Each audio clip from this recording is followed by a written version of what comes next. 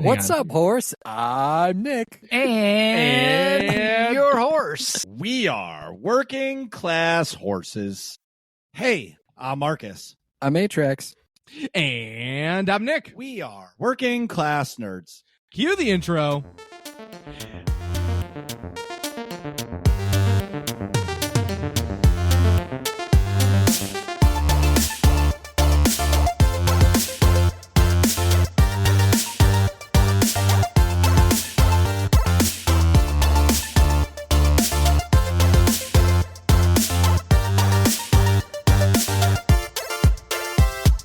That's right, we are Working Class Nerds, the podcast that gives you no information about your favorite information. Today is Thursday, September 28th, 2023, and you can find this 217 podcast on Apple Podcasts, Buzzsprout, Google Podcasts, Stitcher, Spotify, and anywhere you can find a podcast in the galaxy far, far away.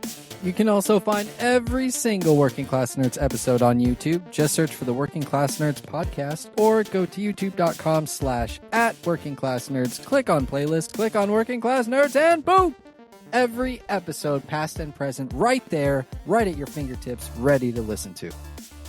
You can watch me completely fail at video games Tuesdays, Saturdays, and Sunday nights at kick.com/MarcusB814. You can watch me play video games Friday nights at 9:30 p.m. Eastern Time at twitch.tv/A_Atrax. And you can watch me play video games on select Monday nights at twitch.tv/NickVern51. We're all on the social media. I am at MarcusB814. I am at Atrax_A. And I'm at Nick Vern. Let's NAC give here in this week's episode. We're talking about changes. Max and Sema are back, and they are, if you don't know, a giant part of the AIE community, and their newly renamed podcast, the new Overlords podcast, has been running for over 10 years. 10 years. That's a long time. That is a long time. Well, welcome back to the show, both of you. Let's get into it. And what have you been up to? Well, I mean, every time I hear someone say this 10 years, I think, oh my gosh, my decisions making prowess is really terrible. Also, Marcus, you do know that Stitcher doesn't exist anymore, right? Yeah, I was going to say that. You're not on Stitcher. Yeah. Really? Stitcher does Nobody's not on do podcasts Stitcher. anymore. That's funny. Stitcher Oh, shut wow. down. They Well, shut down their podcast. Wow. Well, so it looks like we got to update this. Rip that guy. Yeah, you know, all it's making me think of is, you guys ever see the meme of Homer Simpson backing into the bushes? Yes. Yeah. yes. That's how I feel right now. If it makes you feel any better, we're only a month late to that news. Oh, wait. Oh, wait. wow. The Stitcher app and website will discontinue operations on August 29th, 2023. Yeah. Yep. Oh, wow. Oh, I mean, I used to use Stitcher, so they sent me email. That's how come I know. Oh, Yes. I They see. called Sema personally. They're like, They you said, know, hey, we're a as number one fan. our last Yeah. user. and being a month behind. I was the last user of Stitcher. Sema, can you turn off the lights when you're... when I walk out. But being a month late is okay, because I think the nightlife is still going on. Yeah. Oh, Ooh, yes. there's I a think reference. That is a reference. There's a 10-year-old reference. The best kind of reference. Yeah, so I'm not playing a lot of games this week because I have family in town, which means I am not in charge of anything I do. I just Yeah. drive people around. Yep. And That makes- one of yeah, I my gotcha. sisters is visiting, and she decided that we're going to visit as many breweries in Maine Sweet. as we can. And she made a All right. spreadsheet, and that's what we've been doing, driving around from brewery to brewery and buying beer. That sounds It's- great. Wow, that That's sounds awesome. like a fantastic time. Yes, I do like my sister. And yeah, that's been very fun. But man, I'm tired of driving because I I- get to drive. Yeah. Oh, But can That's we rough. just talk about how Bissell Brothers is amazing? Oh, I love that's my favorite in Maine. Okay, There's- now where is that in Maine? Because we'll go tomorrow. Portland. Portland. Oh no, we're not going to Portland. Sorry. What? How are you doing a beer tour of Maine and not going to Bissell Brothers in Portland? Well, because we started on our way down to Portland, and we just stopped at so many breweries between here and Portland. We never made it to Portland. So now we're like, it's about, yeah. Maybe we will go to Portland because Portland is, kind of an important town Yeah. in Maine. Wait, but okay. So here's the real question: how far are you from Portland? Right. It's about an hour and a half drive. Oh, That's fine. yeah. Make the trip. Yeah. Let's go. It's Yeah. worth it. You can even I get. know. They have a whole like restaurant there. Not a whole. But Well, like what's really Well- cool a whole about that kitchen place anyway. is they I mean, have there's a a winery. million breweries in Portland. Right. Right. Yeah. But this one area where Bissell Brothers is, it's on its own street, and there's a winery, distillery, and A Bigfoot brewery. museum. Bigfoot Museum. Sorry, I should say a cryptozoology museum. They're not exclusive to Bigfoot. Oh. That makes it much more efficient. That makes it much So more real. what do they All right, so distill? it's science. Right. Whiskey, vodka, and I think rum. Yeah. Okay. Ooh. It's a cool little plaza. It's like wicked cool. And they got cool food. Like, it's a nice place to go because you don't worry about cars running you over. And they're all side by side. So what I liked about it is my wife likes wine. I don't. When we went, we walked in and got her a wine, and then she walked into Bissell Brothers and I got a beer, and we kind of commingled perfect. outside. It was great It's like Disneyland. for beer. Of Yeah. alcohol. Yeah, for alcohol. There pretty you go. much. But I am sort of keeping up with my Star Wars: The Old Republic tasks for this week, but in a very sort of minor way, just hitting a few things each day. Casual. Yeah, for Galactic Seasons. Her casual and my casual are very, very, very different. I don't know if that's true though, because I have a new appreciation for, because like I've had this conversation with another guilty, Tetsumi. He calls himself casual, but he like does everything on 8 characters. Oh my And I'm god. like, okay, I mean, he'll think like I'm complete every achievement in the game, but casually. What? What? You're not. That's not casual. No. right. Holy crap. That's crazy. I mean, That- sure, he's not like running nightmare content or like world firsts. But just because you're not doing world first as a professional doesn't mean you're right. there's a Yeah. there's a lot of layers between casual Yes. and professional. Like Right. there's division 2 somewhere in there, Yeah. Yeah. And I have been playing some hardcore WoW, which is a surprisingly casual game. But basically, what hardcore WoW is it's old WoW, vanilla WoW. But as soon as you die, your character gets you can't be rezzed. It's over. Oh wow. So, So What Dead are you is laughing dead. at? He's There- laughing because a while ago I showed him the tiny violin incident, Yeah. Oh. and he thinks it's like the most hilarious thing ever. Yeah, I heard you I guys think talking it about is, that too. on your last show. It's, oh my God. But hearing Sema talk about it, all I think about is I would be the guy that would be raiding with a group of people for a year, and I would get bored of sitting around waiting, and I would jump in first, and then everybody would die, and I would go, oh yeah, we can't res our characters. Oops. So this is why I said in a way it's the most casual of all the WoWs, because I mean only some people actually raid in hardcore. Because Yeah. do you really trust your character to Yeah. 39 other people? Or can you guarantee that you're ever going to go into a raid and not have at least one wipe? Yeah. Yeah. Yeah. So yeah, and then so if you're not going to do that, and then if you spend your life killing boars, Yeah, so out you in yeah, Elwyn Right. so you- Forest, that's right, that's pretty casual. And you like approach every elevator with like exaggerated oh, that's the focus. worst. Yeah, that freaked me out. Yep. It's kind of Thunder fun. Bluff. But one thing that's really fun about it is there's an add-on you can get called Deathlog, and it makes a little announcement every time somebody dies. And like on the first day when hardcore opened, something like 90,000 characters died. So it's sort my of like God. people are like Wow. So anyway, Left and right. it's hilarious to watch the death messages go by. And they People. also Ding ding ding. this ding, ding, add-on ding. also records the person's last words, Oh. which makes it even funnier because like I think this might be my favorite, but it was when someone just said, "Wait." Another one where someone's last words were "Go go go." We got this. Yeah. Yes. We got this, Dad. I'm a try it.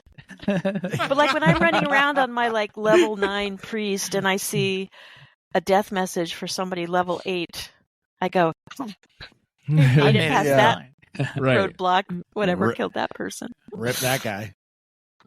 And then I've That's been playing awesome. Wrath, which is fun because our raid team is getting back together because a new raid, new, it's not new, right? It's new from 10 years ago.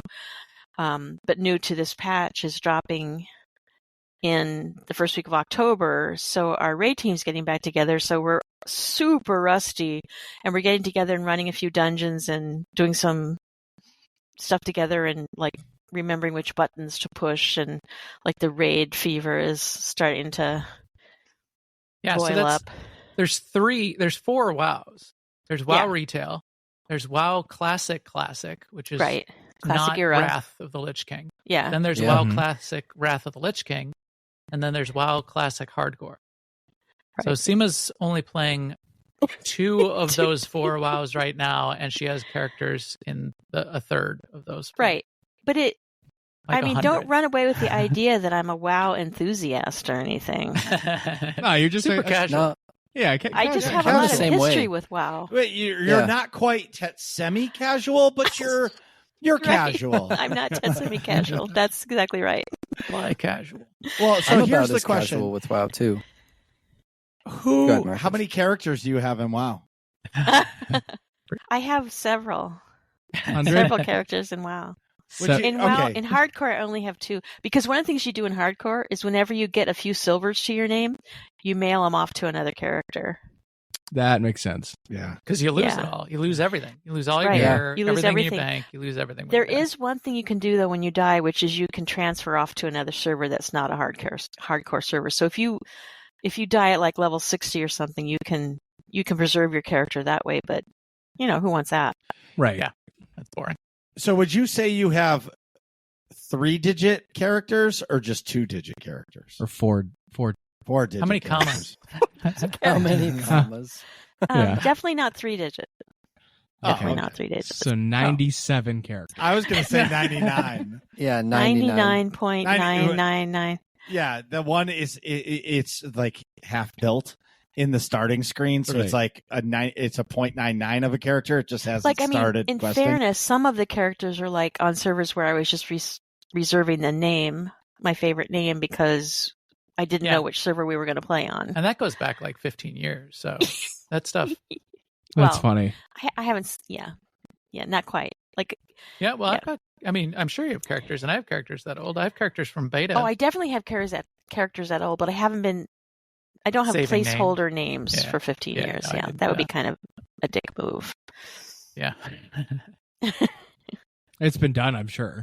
Yeah. Oh, I'm Yeah. sure. Yeah. So that's what I've been up to.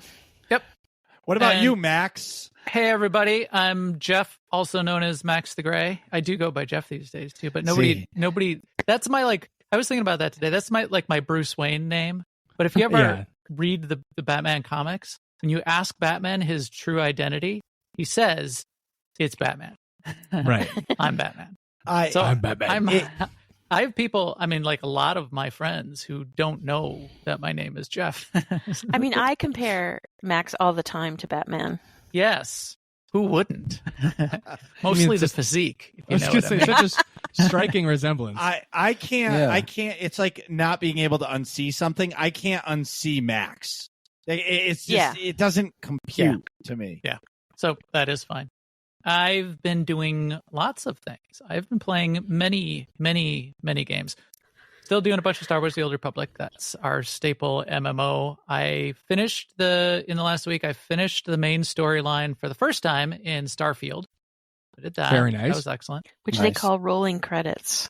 Yeah, I rolled credits on the main story.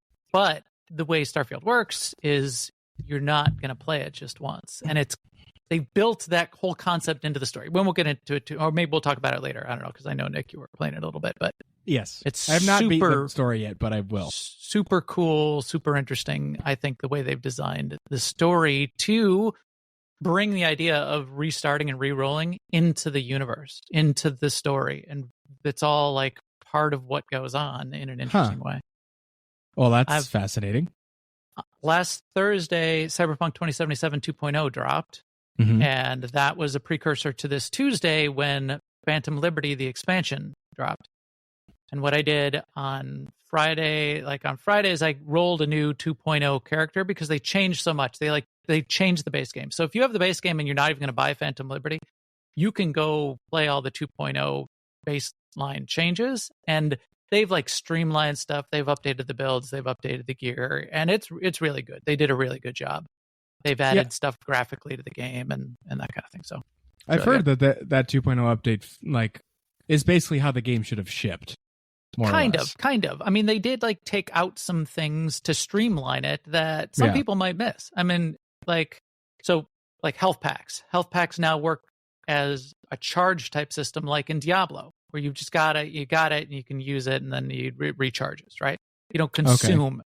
You used to consume it though, and you could make new health. You could construct stuff and build stuff, and so that part is gone. And is that good or bad? And mostly it's good because it streamlines it, but some people might have liked that. And some people might have liked the way some of the crafting and the gear worked before.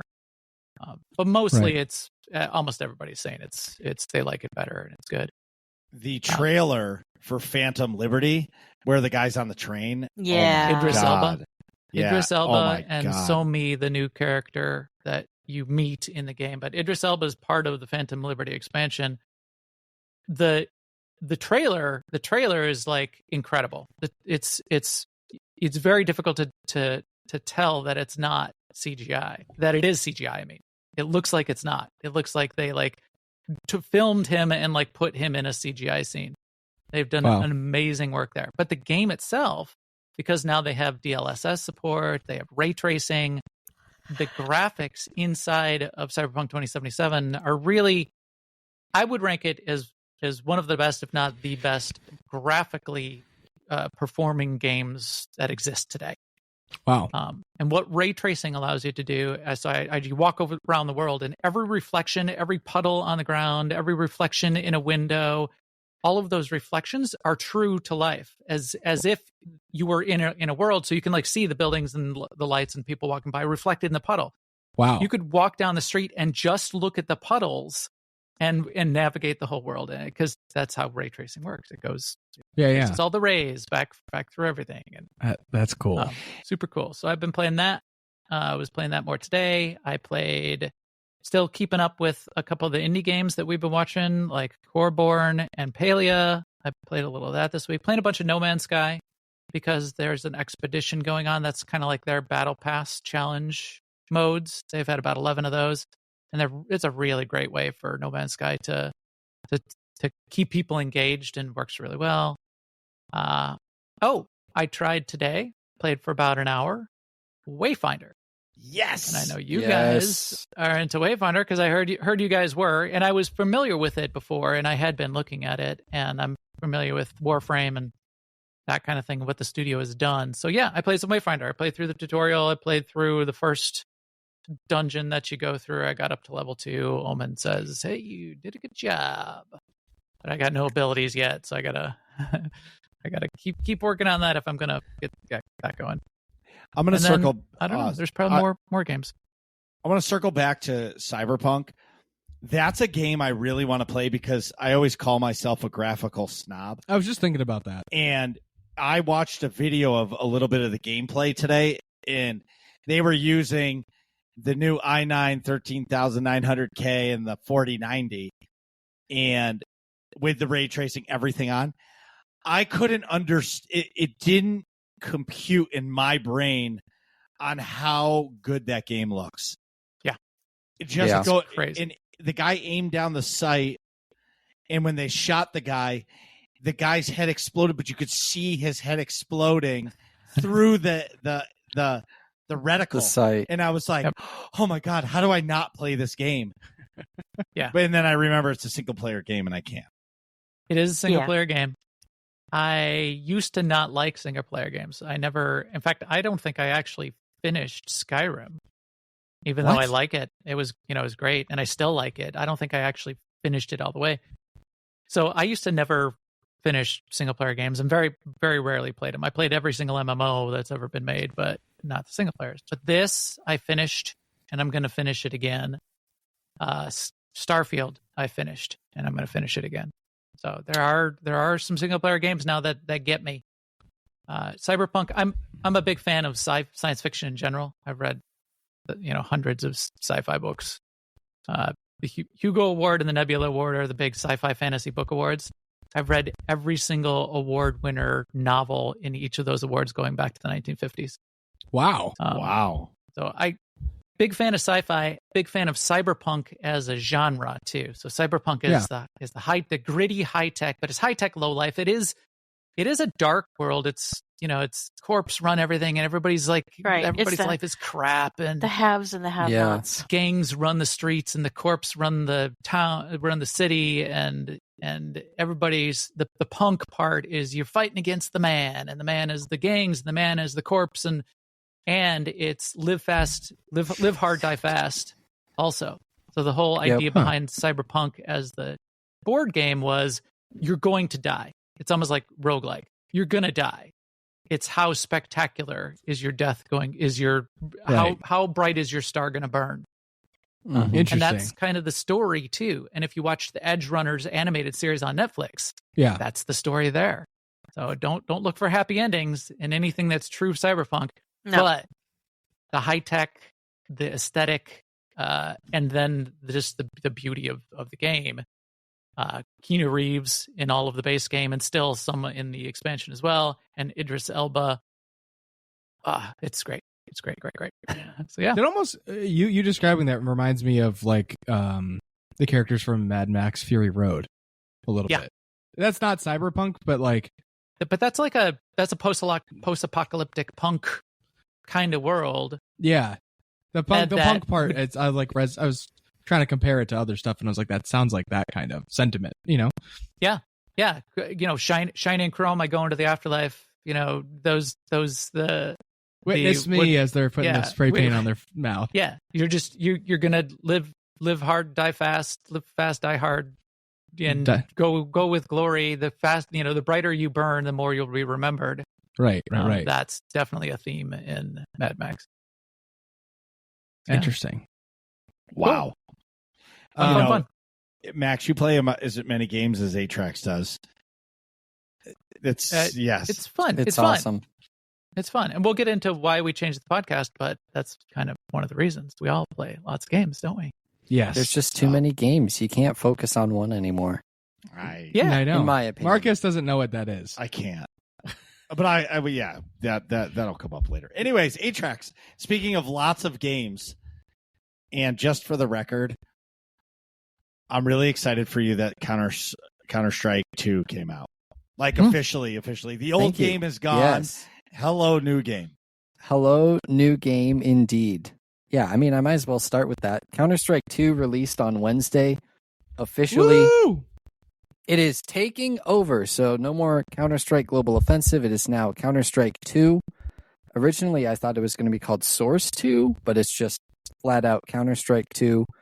It is free to play, but you can upgrade to a Prime account, which improves your matchmaking and stuff like that. So it's recommended that you get the Prime account. It's $15, so If you already had the Prime account for the first one, does it transfer?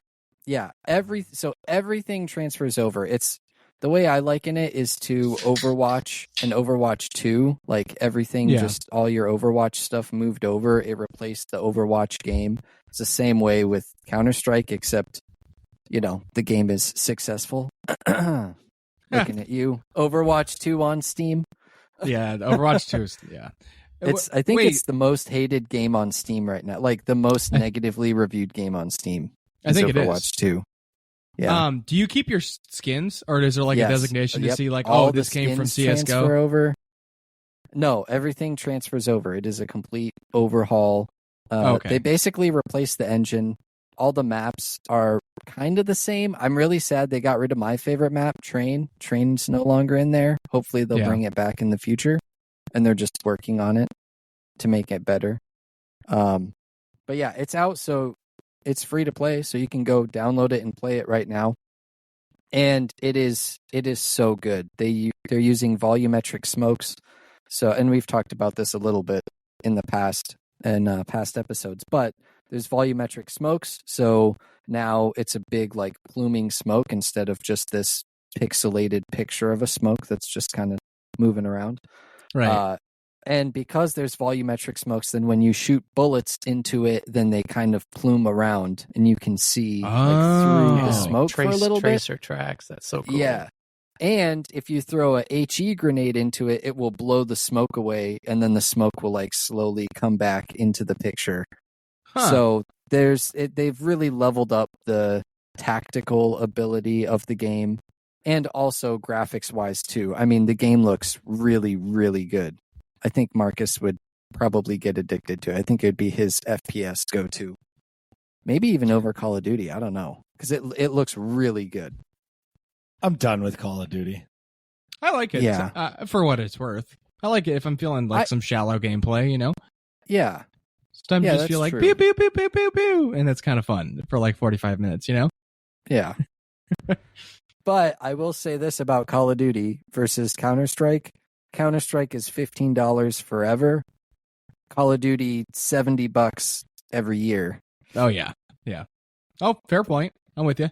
Just Wow, say it does look really good. It doesn't even look like the same game. No, I'm it looking at doesn't. it right now. It looks really good. And for me, look the at that. smokes, the Yeah, smokes shoot are through like the smoke. the top-notch part of it. The skins look really, really good. Everything looks great in it. People from CS:GO kind of complain because, like, it's not.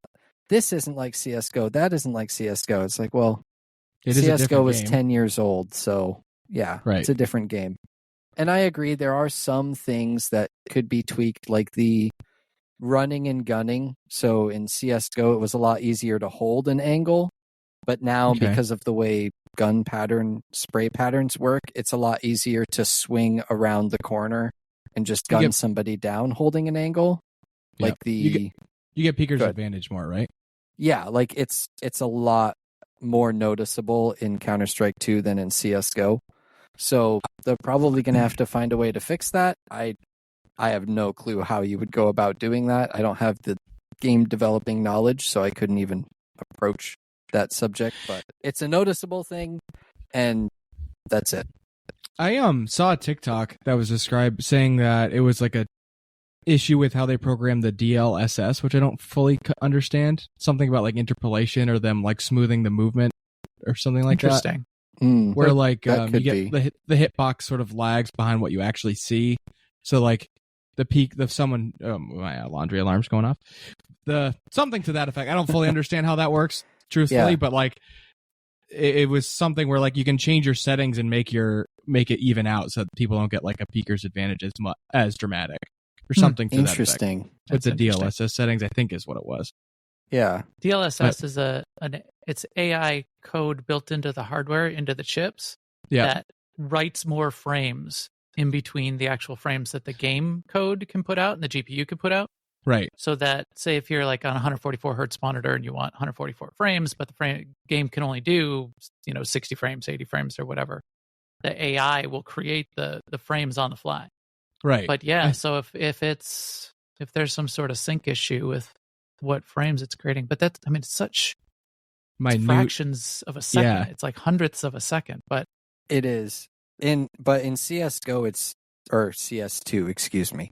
In CS2 it's incredibly noticeable. And like there are like when you slow it down side by side, there's some pros that do like side by side videos like this is what it's like in CS:GO, this is what it's like in CS2. You can tell like, oh yeah, this is clearly different. But why it's different and all of that stuff, I mean, like you guys said, maybe it's just the way the interpolation works or something. I don't know. But all I know is the game looks really good. The tactics are off the chain. And I'm really excited. The current tournament that is going on right now, ESL 1, is polling all of the teams and asking them if they want to continue the tournament in CS:GO or move to Counter-Strike 2. So more word on that probably this weekend or something like that. I don't know. But I personally hope they switch over to CS2 because I'm selfish and I just want to see all of my favorite teams play the new game. But I understand that from a team preparation and tactical standpoint, just switching mid-tournament would be incredibly difficult, and like all your hard work just kind of thrown out the window, and now you're on the fly trying to adapt better than other teams. But who knows? Maybe teams have already been practicing on CS2, I'm sure. Yeah, I would bet they hold off. But yeah, I don't know. We'll see what happens. Either way, I'll be watching the rest of ESL 1, and I'm excited to see how that plays out. Also, though, because Counter-Strike 2 has come out, I'm very happy that my new PC is officially built and done, and it's running great. Windows 11 installed, which I'm 50-50 on Windows 11 versus Windows 10. There's some things that I think are nice and better. There's other things that I don't like. One of my biggest things, and this is kind of a small thing, but I'm just going to touch on it anyway. As long as I can remember, when you right-click on a file in Windows, the first couple of settings that pop up are cut, copy, or paste. Right now it's 2 menus. It's 2 menus, but also like you right click and it's not words, it's like little pictures of like scissors and a little, I don't know, some sort of copy thing or whatever. And it's such a small thing, but it's just why. Literally Windows has been this way for years. It's fine. Why change it? Such a small thing, but it bugs me to no end that it sounds to me like you're just museum quality. I guess so. I've officially reached the age. These damn kids with their simplified controls.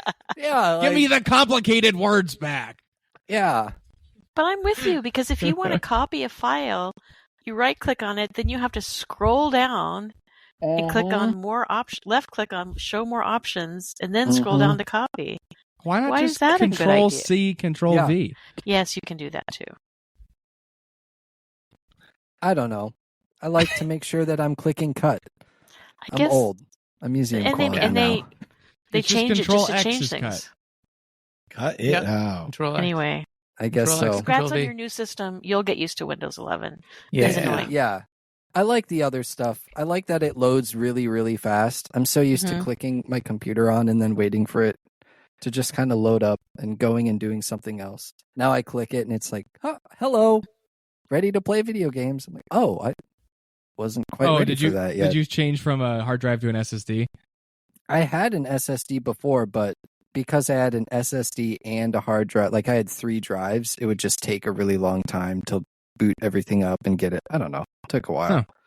This one, plus over time, you get like a whole bunch of like stuff installed and like extra drive. It just slows. Most of it from Adobe. Yep. I used to work for Microsoft, so I'm a Microsoft fan, but I've been dealing with that. When I first started work for Microsoft was the Windows 3.1.1 days.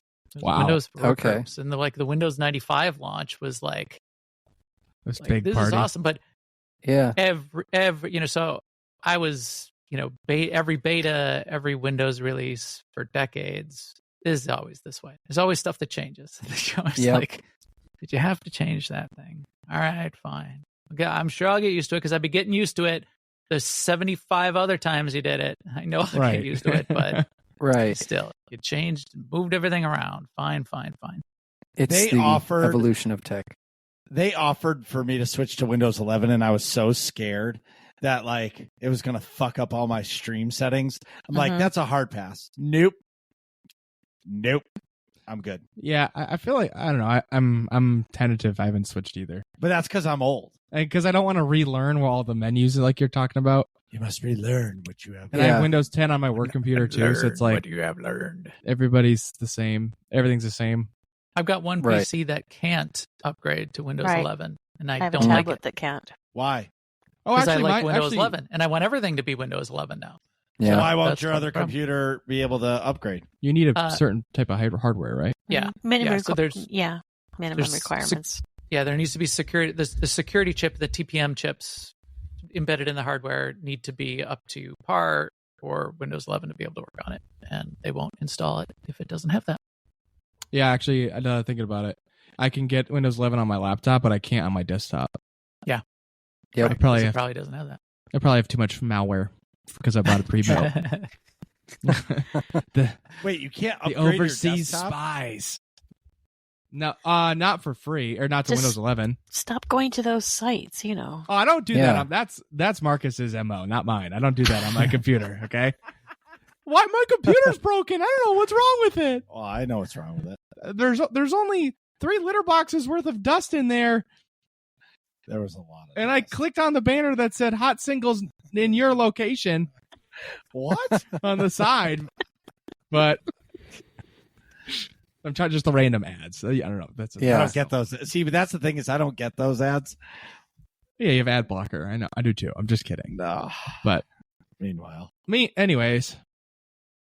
Oh. I was waiting for it. There it is. Yeah, me too. I misclicked it and it hit the DJ air horn. I had to click the right one very fast. I didn't hear that. Yeah.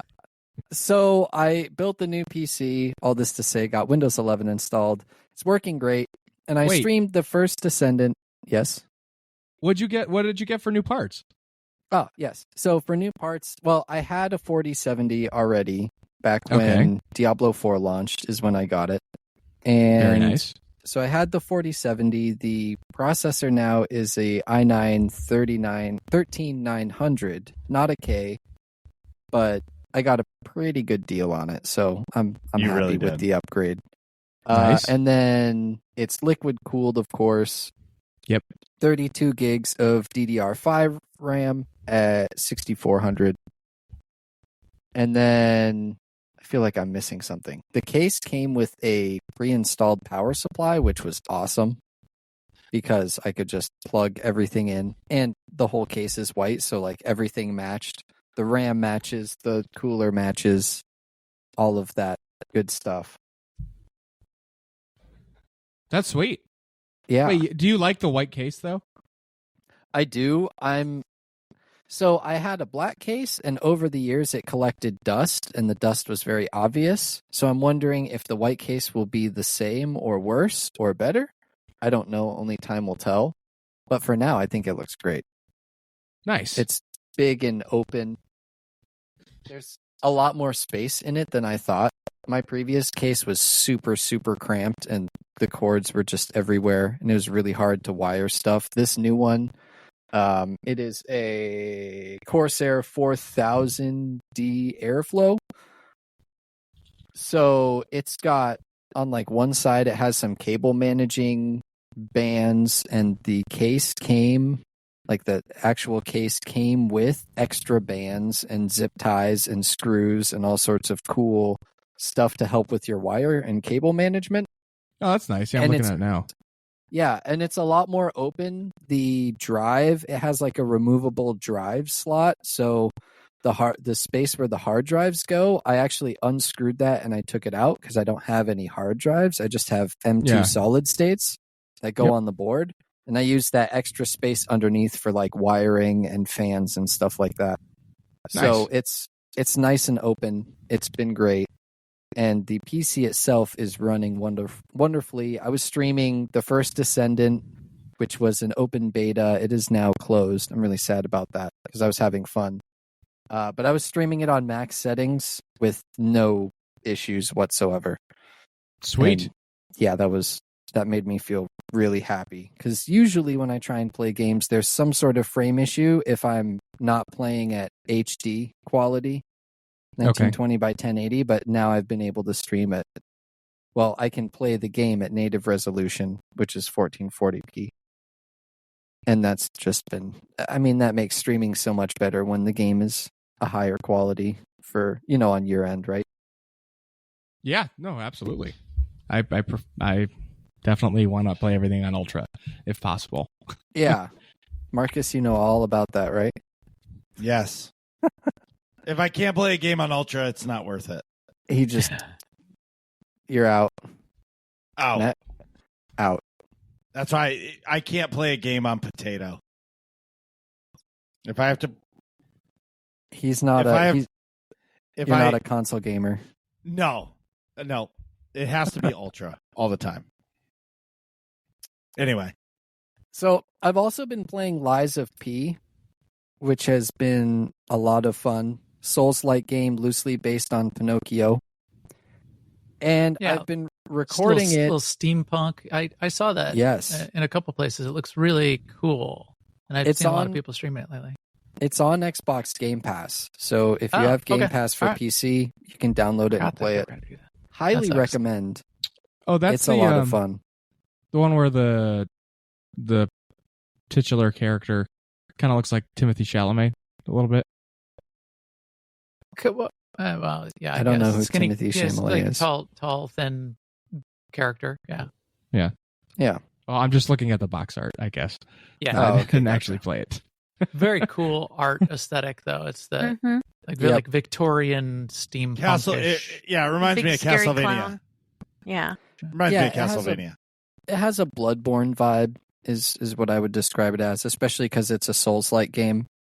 And it focuses on attack and kind of like I don't know exactly what it's called. I think it's called guard, but it's like a guard/parry where the better timing you get, if you just block it, then it will do damage to your health and your stamina. Then if you attack, you can regain that health back. But if you do what's called a perfect guard, which is guarding at the right time when the attack hits, then it only will drain your stamina, but you can still attack to like gain some health back. So it kind of gives you the back and forth, if you will, of trading your stamina for some health or dodging out of the way, or there's just a little bit more, I guess, tactical mindset that you have to have. You can't, it's not just dodging and attacking, but you also have this guard mechanic in tow as well that you need to keep in mind. And it's not just, perfect block. It has no effect. It still takes your stamina. So you still have to manage when you're blocking and when you're dodging, which I think it's a lot of fun. I've been recording it using NVIDIA Shadowplay, which is the first time I'm using this. I'm using NVIDIA for recording. I usually use Streamlabs or OBS. And I have to say, at least for recording, the results are way better using NVIDIA Shadowplay. Like, noticeably better for me. Oh, interesting. So you can't, just Shadowplay doesn't stream though, does it? You it put does. in a stream key. Oh, it does? Yeah, so you are you can. also streaming while you're I have with not, Shadowplay? no. Just recording, at least for now. Which actually, now that you mentioned streaming, I forgot to mention that I tried using OBS for my stream when I set up on this computer instead of Streamlabs. And even though it took some time, I think it's worth it. At least for me, OBS was a lot more enjoyable to use than Streamlabs because like the chat pops up and it's, I don't know, the customizability is really nice. I use OBS Studio and I really like it. Yeah, it's great. Highly recommend. And I recommend Shadowplay too for recording because, like I said, I noticed. Yeah, I'll try that.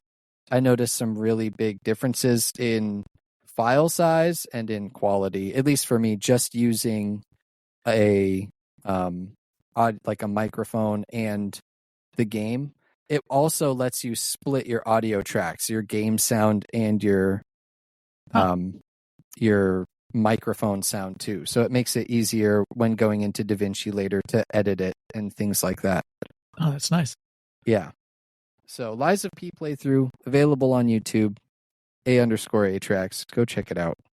Episode 1's out. Episode 2's coming soon. And excellent. Yes. And speaking of episodes, Hell's Kitchen, I'm going to briefly touch on this because it's a show I think a lot of people in the community love. Hell's Kitchen on YouTube has been releasing raw and uncut episodes. So it's just like a dinner service. It's 45 minutes of the dinner service. No music, no editing, all of that stuff. Yeah, I mean, there's some very minor editing, but it's a lot calmer. Like the only talking really from the narrator is at the beginning where he describes this episode, so-and-so has been eliminated and the chefs are now being trained or challenged on doing this. And this is tonight's dinner service. And then it just right away starts. Okay, so here we go. First ticket of tonight. And it is a completely different vibe. For me, I think it actually puts Gordon Ramsay in a different light than the original Hell's Kitchen episodes. Like because better or you worse? see him, Better, you see him actually doing the job. And it's I don't know. It gave me a completely new perspective on the show and just on Hell's Kitchen in general. So he's not like tossing things in the trash and yelling people in their faces. He is, but you actually get to see why he's yelling at them. So like in an episode, it might just be, okay, so I'll use this example, like the common one, the popular meme, where's the lamb sauce? Like in the episode, it's just kind of, so-and-so is missing the lamb for the 5th time, and Gordon Ramsay's upset. And he's just screaming, where's the lamb sauce? But in this, you get to see like the 10 minutes leading up to that. So he's like, okay, so we've got this table going on. I need that lamb and the sauce in like 5 minutes. And then he goes and he does something in the red kitchen. And he comes back and he's like, okay, so guys, keep up on the lamb. You got the lamb still running? They're like, yeah, we got the lamb going. He's like, all right, cool. Then he goes and he does something else. And he comes back and he's like, all right, where's the lamb? And they're like, we don't have it yet. And then he starts freaking out. And you're like, oh, yeah, well, he came back 4 times and asked you for the lamb. Like, that's pretty reasonable. Yeah. Yeah. He actually seems reasonable in the raw and uncut episodes, where in the actual edited show, he just seems like he's a yelling chef wanting food. Yeah. I don't know. It's pretty crazy. Interesting. Yeah. Bloody raw. Yeah, exactly. All that stuff. It's wild. So go check them out. They're on YouTube. You can watch them for free. You don't have to have like a YouTube TV subscription or anything like that. Sweet. Cool. Good times. And finally, in Game of the Month news, last episode for Wayfinder. Yes, thank you, Nick, with the air horns. Last episode for Wayfinder, they released a patch this week adjusting the XP that you get for doing certain content, so you can level faster now, which makes me enjoy it more, because I thought that there were a couple of times where I'm like, all my quests are asking for stuff that is a higher power level than I have right now. So how do I get here? But now they've fixed that. It is still an early access game, so some of this stuff is kind of to be expected. But yeah, I've really been enjoying it. I would say already it's better than Destiny for sure. To put it like in the same category of certain games. I know Marcus rolls his eyes. He's like, ugh. But I'm 20 hours in, and these 20 hours are a lot more fun than the 70 I put into Destiny. Well, I definitely think that Wayfinder is more welcoming than Destiny. 100%. I feel like Destiny is not a welcoming it's not a welcoming new player game at all. You almost have to guess on what needs to be done. The entry point for a new player in Destiny is awful. Wayfinder is the perfect cross. I say it all the time. For me, it's the perfect cross of Destiny and SWTOR for me. And those are my 2 favorite games. And they perfectly mesh together, because the only thing that Wayfinder doesn't have is you can't walk with the mouse buttons. Who does that? SWTOR, what would you shoot with? I use all my my MMO buttons on my mouse with my thumb. That's what you would shoot with? Isn't he psycho? Like, I think this is the weirdest opinion. You want to play Venomous with a rifle, and you want to move with your mouse buttons, bro? Yes. And I would use WASD for all my abilities. I'm with Marcus on that. What would you shoot with? What would your shoot button be? My one button on my MMO mouse. I do all my abilities with my left hand. Yeah. Are you going to play CS:GO? I used to be that way, but now I switch back and forth really easily. But all the MMO controls where it's move and look are all mouse, because in MMOs you might have like 24 abilities. So yeah, you can't be WASD and then doing 24 abilities. With two full bars of abilities on an MMO. But especially with games now that are both controller and keyboard, you got to go with the WASD. You got to get used to that WASD movement. And then I think really the trick is you got to get used to just controller on PC. And I'm not. I'm very bad at like aiming and shooting. My aim control on a controller is bad, but I think I'm gonna train myself and get good at it, because even Starfield would be probably good with a controller, and Wayfinder, as I saw today, and I was telling somebody in our Discord, definitely seems like it would be better with a controller. I was thinking about Starfield being better on a controller. You should try it. Especially the custom Xbox Constellation branded controller. It would be great on that. I would really want to. Oh, that is so I wanted to buy that, and I was like, no, don't pre-order things and give them money until you know it's actually a good product. Oh, I pre-ordered right away, but I know. I mean, I wasn't did gonna. too. I wanted the watch in the watch box, but it would have just sat on the shelf. I don't wear watches, so I never would have worn it, and it would have just sat on the shelf. But it was almost worth it just for that. I know. Well, you can see my Fallout 4 mini nuke up here. Yeah. I know some people have the Pip-Boy too. I know. I did not get I was not quick enough on the clicking to get a Pip-Boy, but and I also this didn't controller want is to sick. The Constellation controller. Yeah. Yes. Yeah, with it's got like see-through triggers, so you can see the little rumble things in there. Yeah. But does it have custom buttons? Not no, on the it's just back. a regular. It's the same. Well, you want it to be the same configuration. No, Right. it is. Yeah, But it's an Xbox controller. It's just it's a Starfield themed Xbox controller.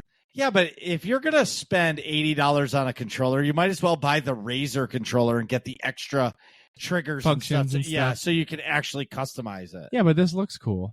No, I think you want the basic controller so it feels the same wherever you go. I mean, that's the other problem with anything custom. I was talking to somebody today about like the Nostromo, like the Razer Nostromo and whatever the Ouroboros. There's it's like the keypad with the thumbstick, and then you can use your mouse and keypad and do everything with that.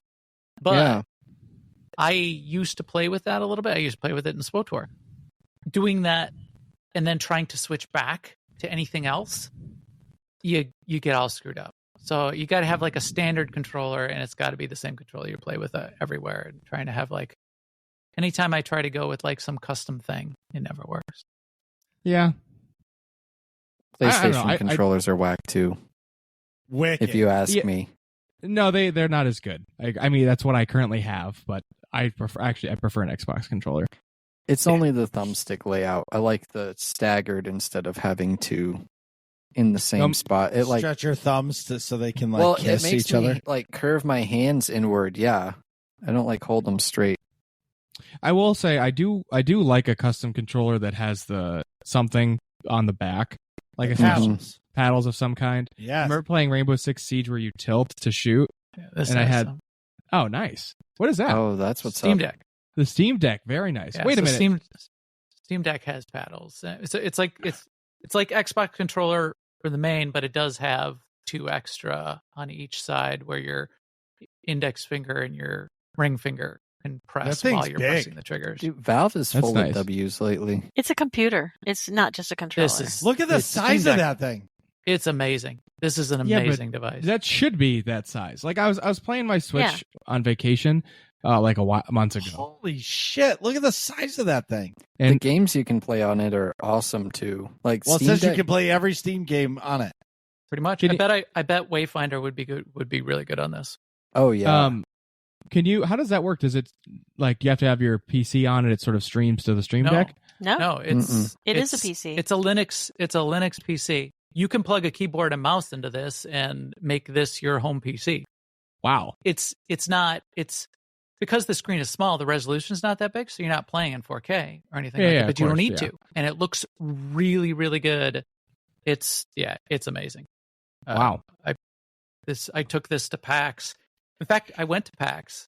Yeah. And I'd say at least a quarter of all of the game booths were running their games off of these, whether it was out on the table or behind the scenes, and they just plugged into it.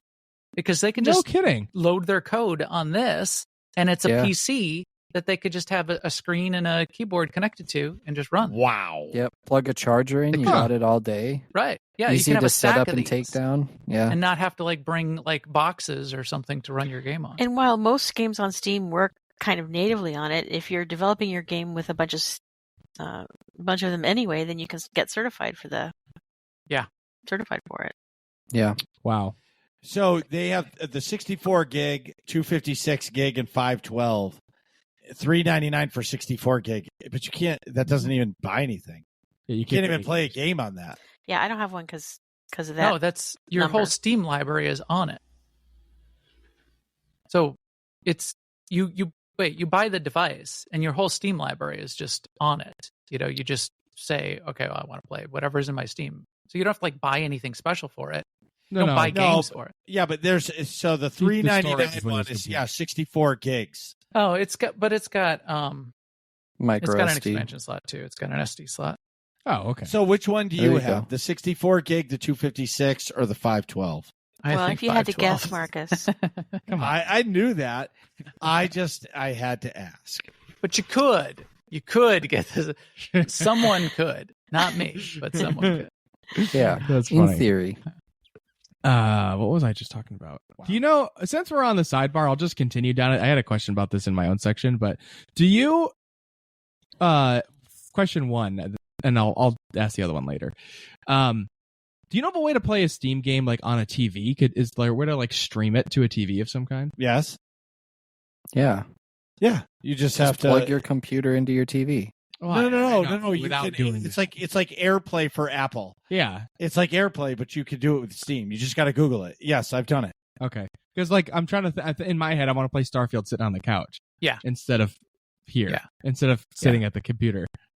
Yeah, you can definitely do that. I mean, there's a bunch of different ways to do it, but yeah, you can do it. Okay. You can either do it by doing it like AirPlay. You can run a cable from a PC or a Steam Deck to a TV and use that as a second monitor. Well, yeah, that I know. I was trying to just avoid running the cable, but I think you can do it over LAN too. But the other thing too is, Nick, I have a 50-foot HDMI. Well, I don't need that though. It would run from here all the way there. Perfect. Here all the way there. Or just run it through the closet. We'll drill a hole, and you can just pull it through the hallway to the back of the TV. I could Or do that. just plug your Xbox into the TV as Bill intended, and run Starfield. Yeah, but that would require me to purchase an Xbox. I'm trying to avoid purchasing an additional device. I already have a PS5 that I don't use and just collects dust. But I have an Xbox that I don't game on, but yeah, I always have an Xbox. You know what I use you it can all the play? time. That's how I watch TV. There you go. You know what you can play on PS5, Nick? Our game of the month, Wayfinder. there it is. Bringing it back. Bringing it all the way back. Just to quickly finish up my section, because I wanted to say to the community as well, I'm trying to continue adding stuff to the game of the month to get people involved and whatnot. And in the future, I want to create kind of a video recap of the game, talk about the game, maybe include some clips from the show and some recordings from the stream or Marcus's stream or Nick's stream, whatever, and compile it for the Nerds community to check out.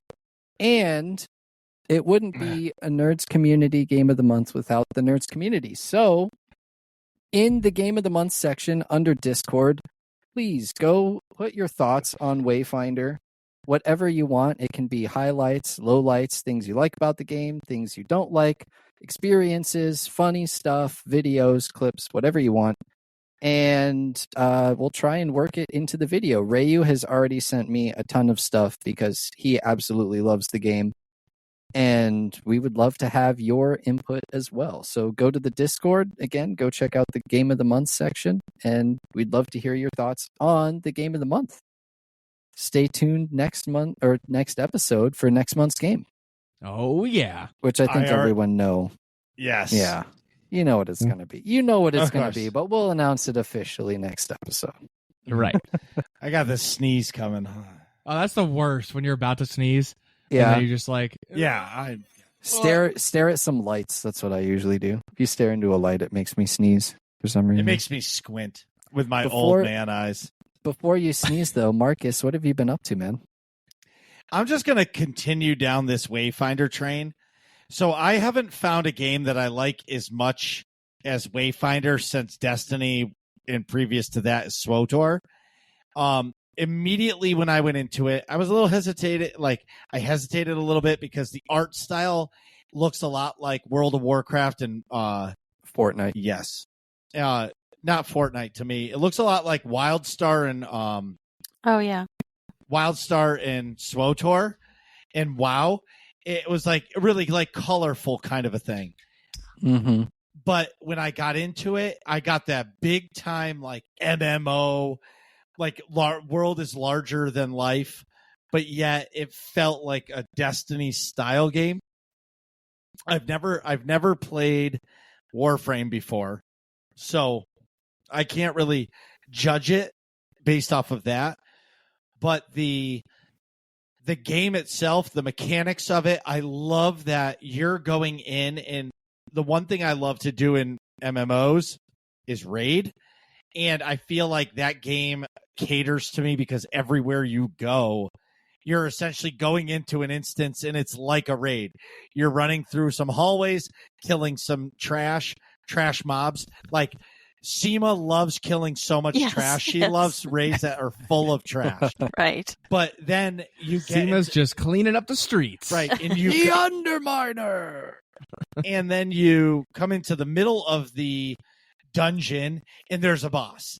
You kill that boss, you go kill some more trash, and then it's the final boss. And the mechanics remind me so much of SWTOR. What I loved about it.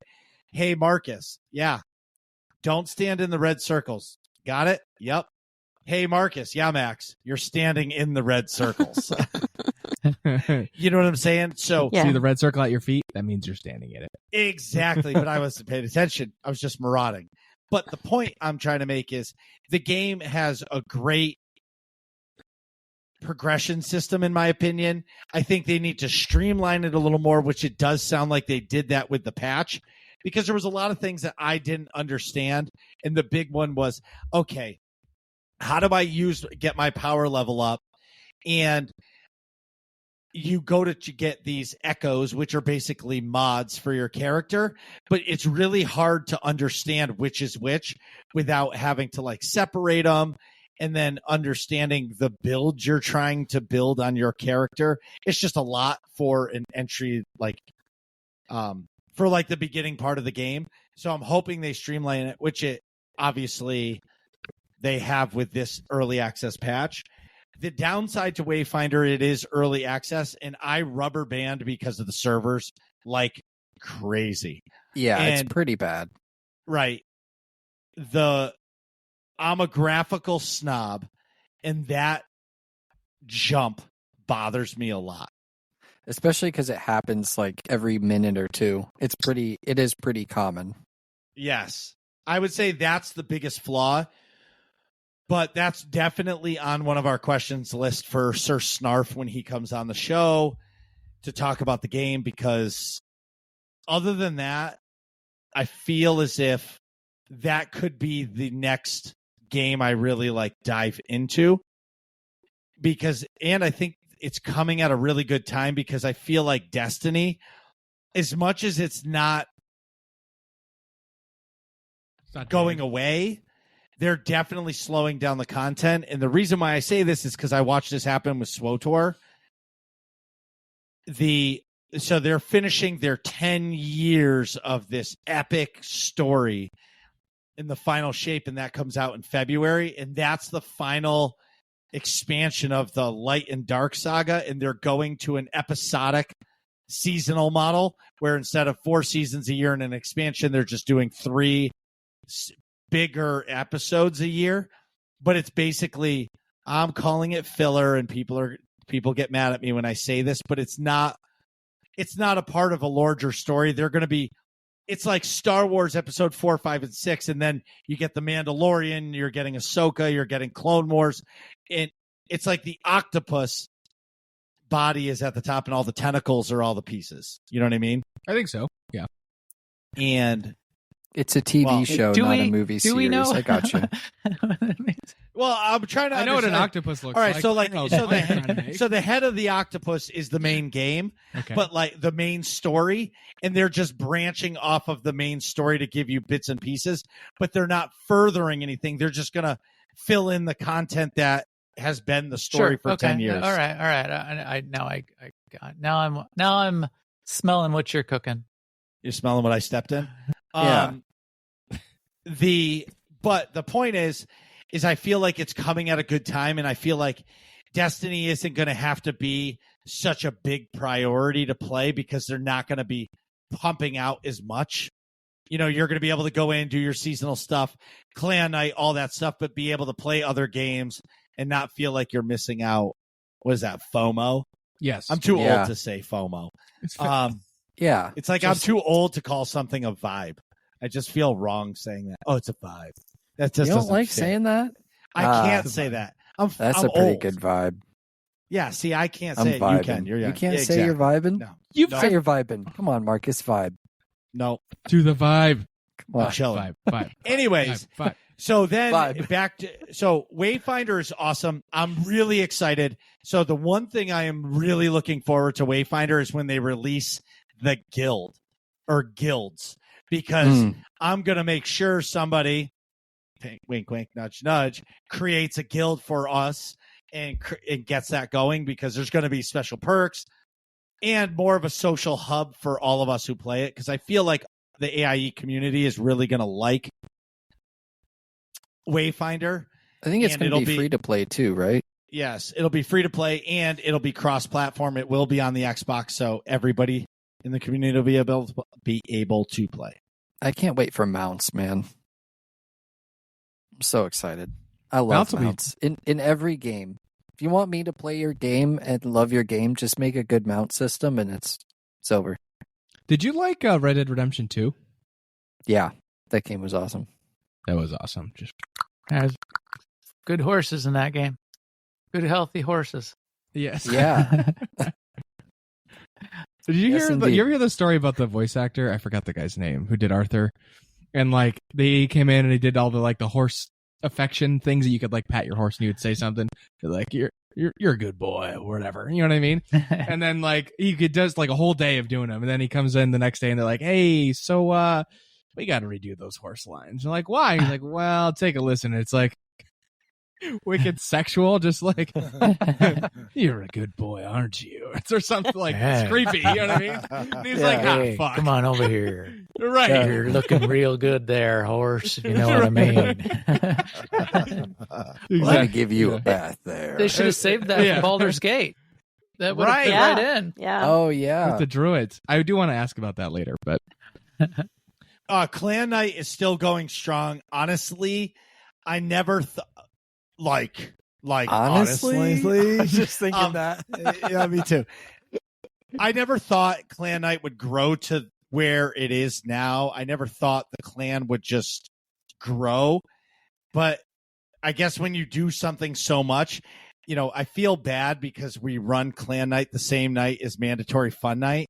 And occasionally we get a Mandatory Fun Night from SWOTOR player to join us. And I'm like, yep, come play with us. But that's me reeling. What I'm really excited about with Clan Night is it's growing a lot, and it's getting to be where, we'll get into 6-man activity, but there's also other people that are there running together. So it's almost like multiple groups going on. And I'm not saying I'm the star of the show. That's not what I'm saying, but I try to play with everybody because, I feel like I'm essentially hosting it. Yeah. So I want to make sure I get to play with everybody. And usually in Clan Night, we end the night with a private PvP match. And it always ends up being everybody kill Marcus. And I don't get that. I do. Yeah. That's what I would do. It's like playing dodgeball against the camp counselors or something. It's like, of course you gang up on the one that you is your group or But whatever. we never did that to Max. Yeah, but Max didn't put us in that situation. Anytime we had a PvP night, that always devolved into that. Yeah, wait a minute. I remember being like, "Oh, what's this game called? It's Kill Max." Oh, okay.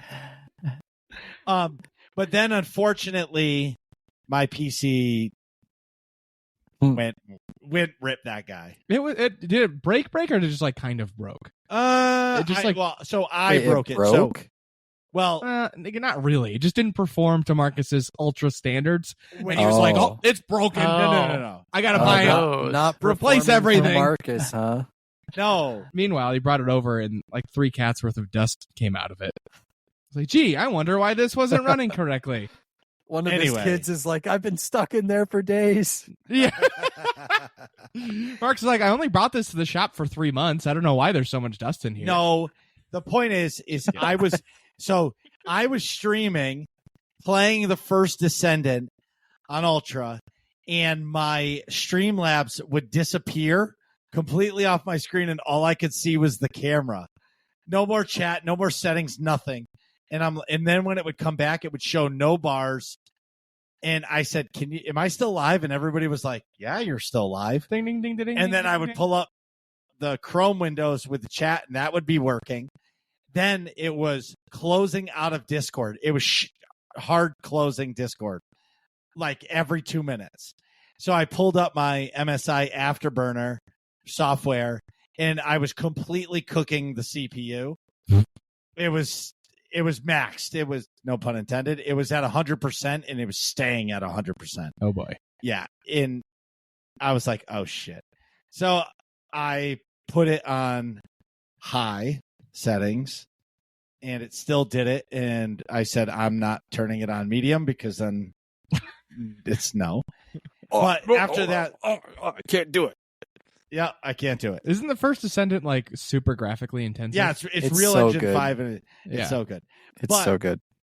Needless to say, it broke my PC, and I realized that my i9 9900K has finally hit the end. Because when I can't its career with you. Yes, with my career with me. I'm sure somebody in the community is going to love it, but it's toast. It's dead to me. Yeah. So I bought a new PC, bought a new cooler, bought all the stuff. You bought a new motherboard, processor, cooling system, and RAM. Yep, but I bought a 360 millimeter cooling system, It's the Arctic giant. Freeze. 3 fans. And I went to put it in my system, and we were with the motherboards in. We're plugging everything in. I'm actually plugging in the front USBs on the case. Yeah. That was fun. Oh, we should give backstory to that. You came over my apartment to swap it. Yes, and That was what, Monday and when night? we pulled apart the things, you know how it gives you the little Sunday. twist ties Sunday. with the all the cables that you get with the PC or the motherboard or whatever, Yeah. and or the case, I mean, and the USBs for the front ports was still in the twisties. I never plugged it into my original motherboard. And I'm like, I don't know why this doesn't work. You just never plugged it in. It's just sitting there, like not plugged in. Yeah. All nicely wrapped. Like, That's funny. Rip that guy. yeah. Like, clearly didn't ever actually investigate it either. You just went, oh, whatever. The other back ones work fine. So we laid it out. I put the new processor in the motherboard, got the motherboard mounted, got it all mounted, the new cooler in. We're starting to plug everything in. Yeah, we had to do the cooler on the side because we couldn't, it was too long to fit on the top. Right. And Nick says to me, he goes, hey, I don't think the 3090 is going to fit. And I'm like, it'll be fine. And This I'm like, case is huge. He goes, no, dude, let me get it. He puts it, and all you hear is thunk. And it's it's like hitting the too wide because the cooling system's vertical now. right. Yeah. So it was It's thick. Yeah, so it was hitting by a half inch, and I'm like, ugh. So then we were like, come up with these bright ideas. Let's switch the fans We'll to take the a fan outside out. of the computer. You can't mount it like that. It didn't work. Yeah, then we tried to take one fan off, and of course, like, all right, maybe we can just make this work for now until you get a new case. Then we realized the 3090 is so thick because you have the Founders Edition too, that like it was the way it sat was right between 2 fan spots on the cooler too. I'm like, all right, we can't run that with 1 out of the 3 fans. That's not going to work. Like you could limp it along for a couple days till the new case comes in, but with not 2 worth fans out of the 3, it. no, not worth cooking something. So at this point, it's 10:30 at night. This is Sunday night, yeah. Sunday night, 10:30 at night. I just worked 7 days. Yeah. He's just getting home. We're tired, whatever. Yeah. And long story short, I was like, he's like, well, let's put your old computer back. And I'm like, nope, I'm not going backwards. I can go a week without my computer. If it ends up being more, it is what it is. And I had to get a new case. I bought the Asus Tough Gaming GT502. Oh, nice. What is really sweet is you push a button and all the panels come off. For me, that's really good. I bought the new i7 13700K. I bought 128 gigs of DDR5 RAM. I bought an awesome motherboard, gigabyte till I die. Yeah, it's. I used to do MSI, but I switched. Yeah. How much was that RAM? I don't know, $500. It was the Gigabyte Aorus Z790 Jesus, Elite dude. AX. I buy things to last a long time. Wait. How much was that RAM? $500. $500 For how much? 128 gigs. Dude, I'm telling you, you got ripped off. Dude, that's so expensive. It's No, it's not not. worth. It's not 30, worth. 32. It's Well, not 30, worth. wait. 32 gigs is $180. Okay. No. Yes. For DDR5. Which company? DDR5 RAM. Is it like the Gucci brand or Versace branded RAM? Or 6400 speed or 6700 speed or something? Whatever it is. I'll send you guys the link after. No, I know. I'm sure it's great RAM. I did not. I went. But again, I buy stuff so it lasts a long time. I don't want to have to buy something and then have to upgrade later. And yes, was the 128 gigs overkill? Yes, but it was better than me spending $3,000 on a brand new PC minus the video. Max's face. I wish we recorded the video for moments like that. Him going, "What's the 20?" Marcus saying it was 128 gigs overkill, and Max just like, clearly, idiot. It's so what are you, for reference. Are you Marcus, are you open AI? Are you he's not, like no, he does not need it. He simply does not need it. For reference, Marcus, I got my 32 gigs, which is 6400, at $125. Yeah, I got 64 gigs for under $200. DDR5? DDR5. Okay. And here's my point is you spent $500 on it now. What you could have done is spent like $200, $250 on 64 and had plenty now, saved your $250, and in the future buy a brand new set of RAM at 128 gigs when it's cheaper at like $250. And then you have two sets of RAM and you probably still have money.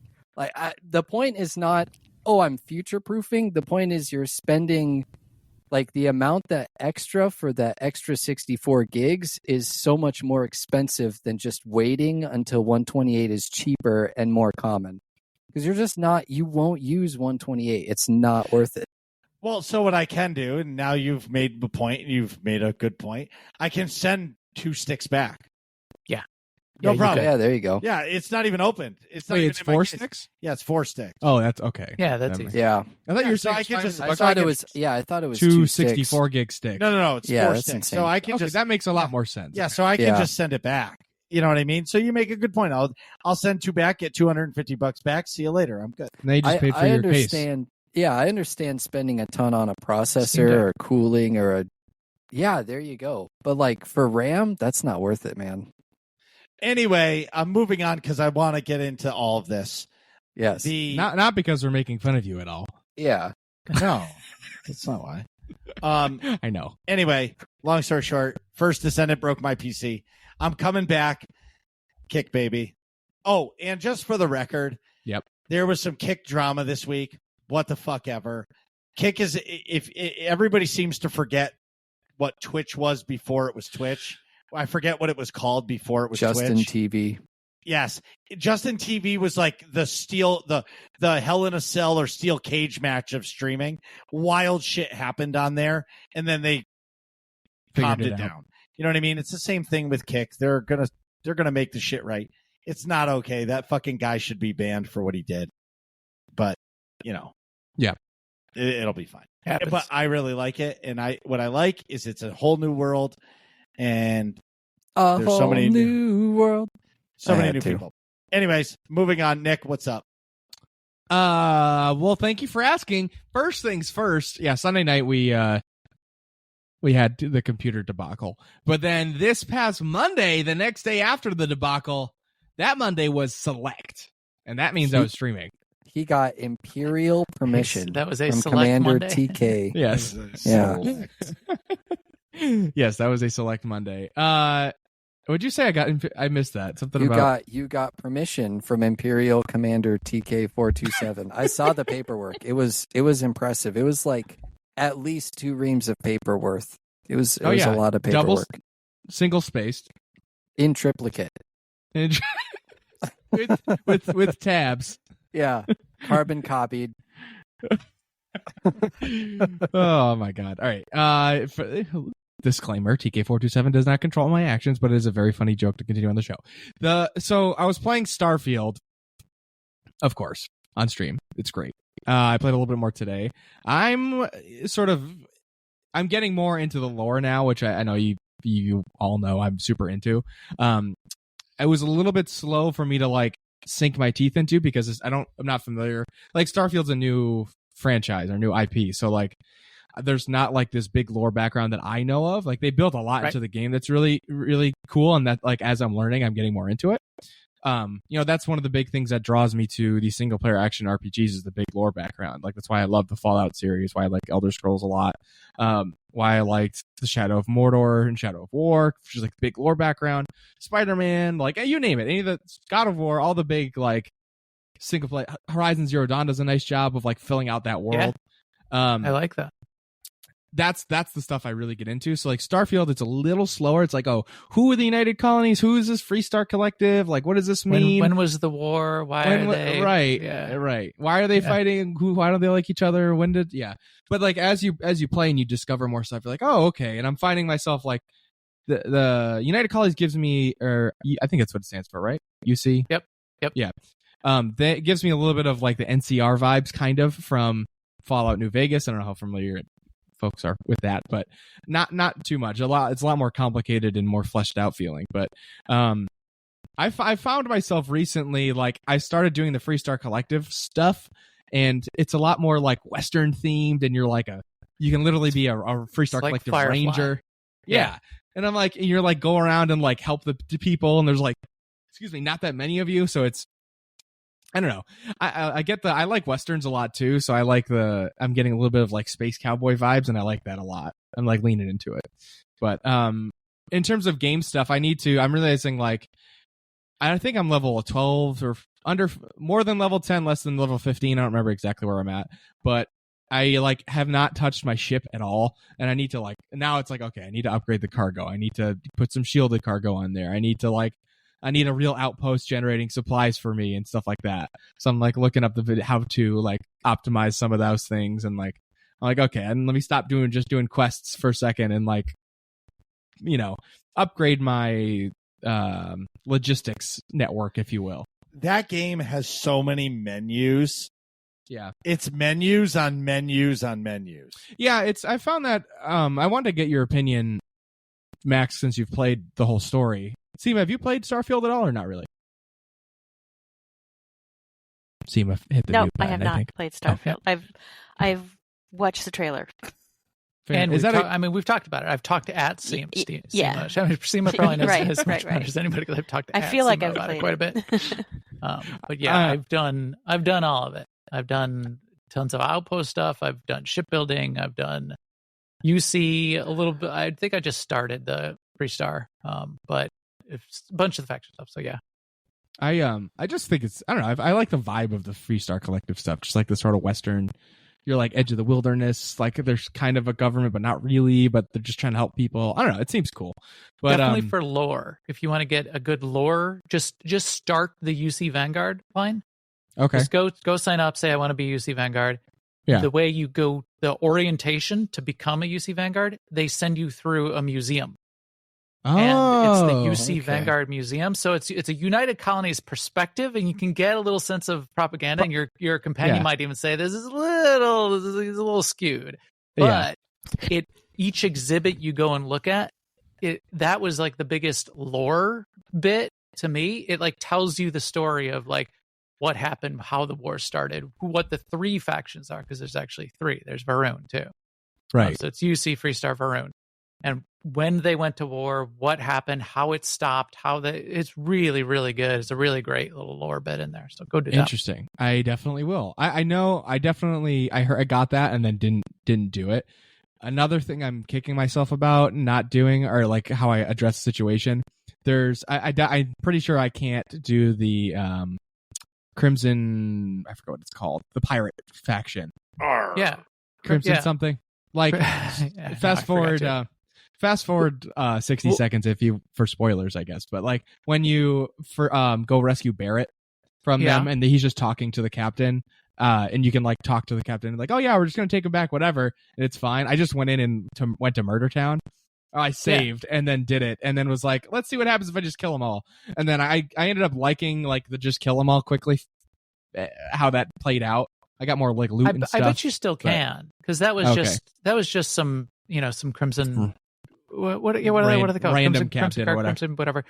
I was keep wanting to say Crimson Dawn, but that's from Star Wars. That's not. Yeah. Crimson Tide, Crimson. No. Crimson. Yeah, I don't remember. I'll look it up after. There's two ways to get into it too, but you'll probably. Okay. You said you need shielded. Why do you need shielded cargo? Because that's one of the ways to get sucked into it. Right. When I just like finding the contraband. Have you taken and then like contraband into like UC space unshielded? No, I always they'll throw you in prison, and that's one of the ways you get sucked into the Crimson guys. Okay. Well, next time I find contraband, I will. Because they'll throw you in prison, saying and they'll say, "Hey, you want a ticket out of here? We need you to go undercover." All right, cool. I was kicking myself like, damn it, I've like locked off that quest line. Crimson Fleet. There it is. Thank you.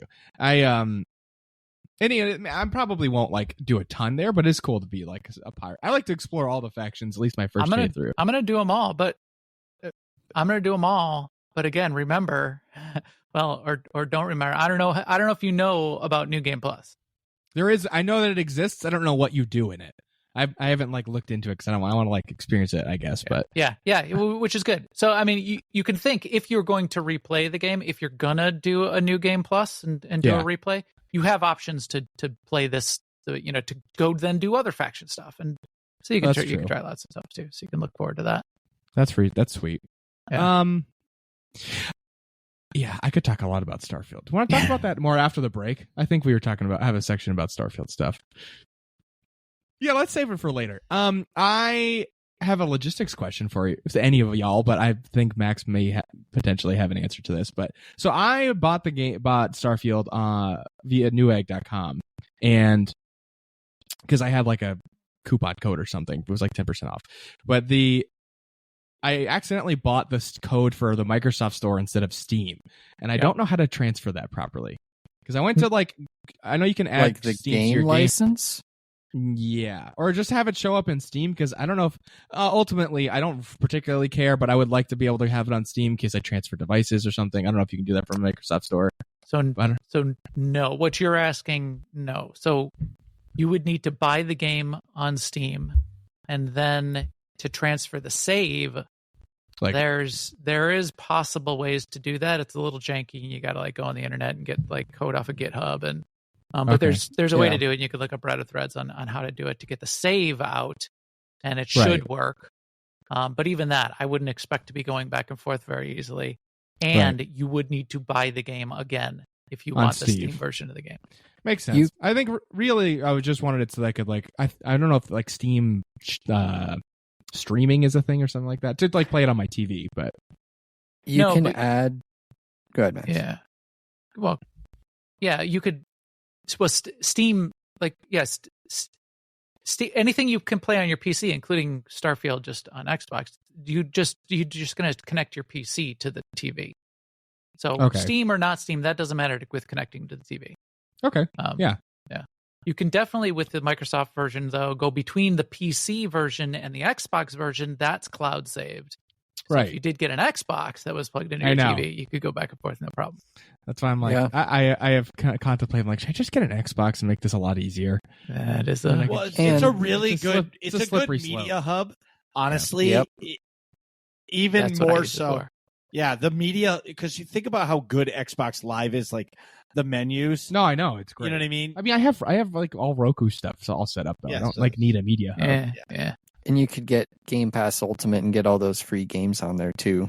Yes. I know. Including all the Bethesda games. I know. All of them. Sucking me in. Those are my favorite games. Big Bethesda guy. In this instance, you could buy the $250 Series S and be completely fine. Especially with cloud streaming now too. The cloud streaming on Xbox is really good. Yeah. And I will also say, what's that? Basically, you play the game. You can play the game at like higher graphics and stuff because it's streaming from their servers, so they can like upgrade the. I don't know. Basically, it's running on their hardware but streaming to you, so you can play with good frame rates and stuff. I don't know how the input lag works, but from people that I've heard have used it, said good things. I do Xbox Cloud streaming on my phone with the Backbone controller. There you If go. you're playing a single player game, it plays awesome. Player. Yeah, you know what I mean? Single player game, it's unbelievable. It's like you're playing it on your system. I tried to play Destiny. Terrible. Oh yeah, no, You can't. can't play I it. believe it. Also, Also, CSGO, it would be impossible. yes, too. Oh yeah. You can add, I will say to your question though, Nick, you can add non-Steam games to the Steam launcher and launch them from Steam. Yeah, go to your library, click on a non-Steam game. That's what I was trying to do, but I couldn't find the program files for Starfield when I clicked that, when I was doing it that way. And I don't know if it's because I bought it through the Microsoft Store and it's like hides those files or like it does them in a different spot or something, you know? I think it does. But it's not that big a deal. But yeah, anyways. Last thing for me, Ahsoka episode 7 was awesome. I was kind of expecting it to be like a boring, almost fillery episode. No spoilers, but yeah, it was just exciting how it set up the season finale. I liked it. You know, a lot of good interactions between characters and fun things like that. Honestly, the best part of the whole show is the fact that they put Lana Beniko in the game. Right. Lana, that was That's the first. When I saw the trailers, I was like, "Is that Lana?" Like, and Valkorian, and it's it's not. It's Shin Hati and Balin Skull, but her name is true to herself, Shin Hati. Oh my god! You know where that actually comes from? Hati and Skull. Yes, the wolves for Norse mythology. Yes. Well, anywho. Anyways, in AIE news, Max. Yes, AIE, LA Acta Est, our guild. We've got guilds and people playing games all over the place. It's tons of MMOs. So if you want to play Final Fantasy or ESO or Guild Wars or Star Wars: The Old Republic or any of the 4 Worlds of Warcraft, mostly 3. Nobody plays just WoW, pure WoW Classic very much. Although people have characters now because they're dying. But yeah, go to aie-guild.org. The Discord link is in the upper, just right there on the page. You can get in. We'll get you guild invites to all that stuff. Our Star Wars Guild, Sema and I do a lot with the Star Wars Guild, as Marcus and Nick have as well over time. We have an open Tuesday night, fun night. We've got these kind of fun nights in all of our games. They're scheduled open nights, so anybody can just jump in. You can sort of be any level. You don't have to be experienced. You don't have to have, and we just do something fun. But Tuesday is our Star Wars one. That's really fun for us. And we're starting to stream our Thursday night operations team as well. If you want to see what's going on in Star Wars: The Old Republic, obviously not tonight because we got what did Corley say? We got hijacked. Yeah. And if you want to see like really textbook performance of really elite players, textbook for performance. But the subtitle in our Discord channel is Clown Party. If that tells you anything. The one thing I will say about the mandatory fun night in SWTOR is the leader Corley. He loves questions. Like he's always willing to answer any question you have without question. So just make sure you ask lots of questions. It's has always a few fun. Favorites too. So yeah, it's always fun when you ask the question right after he said exactly the answer to that. That's the best. That's the best. It's like we're going to Alderaan, and we'll summon you when we get there. Where are we going? Will there be a summoned? Will we get summoned? Yes. I can't imagine anybody that would ask questions like that in that Yeah, format. who would do that? Yeah. Marcus, stay with the tank. Marcus. Oh, there's a bee in my house. Yeah. Well, I think the best part for me when I was raiding was when I switched to tank. Then I had to do it. Pay attention. Yeah. Yeah. Then you learn the pain of the marauders leaping ahead of you. Just running around like chickens with their head cut off. I will say that that's the one thing I would say I miss the most about the game is terrorizing everybody and leaping in and just doing stupid shit. Yeah, I'm with you on that. I remember Rayu teaching me to just, in flashpoints, the goal is to just pull as much as possible, and if you survive, then you didn't pull enough. Yeah. I really miss that too, Marcus. I miss you. I totally miss that. There's no sarcasm in that at all. Well, with that, I know Nick is doing the pee-pee dance. We'll be right back. My God, what is taking him so goddamn long? Nick, hurry up, man. It's all that beer you're drinking. Come on, bro. Bros before hoes, man. Get off Snapchat. And we're back. So today we're talking with podcast royalty, Max and Sema of the new Overlords podcast. And of course, we have some questions. Lots of them. So if you guys want to know why they started it or how Max had to beg and plead Sema for months and months to do a podcast with him, you can go back to episode. That's totally how it happened. Yeah, so you can go back to episode 8 of the podcast. Oh yeah. But what made you guys change up the podcast format and talk more about the games that you're playing rather than just one game? Yeah.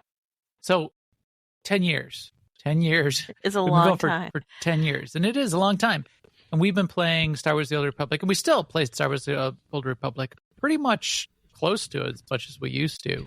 But we started to think about all of the other games that we play. And as you heard, we're playing lots of things and trying new things, and started going to PAX and started this other podcast series. We did one season of it about a year and a half ago, where we met a bunch of developers. We did 38 interviews with developers.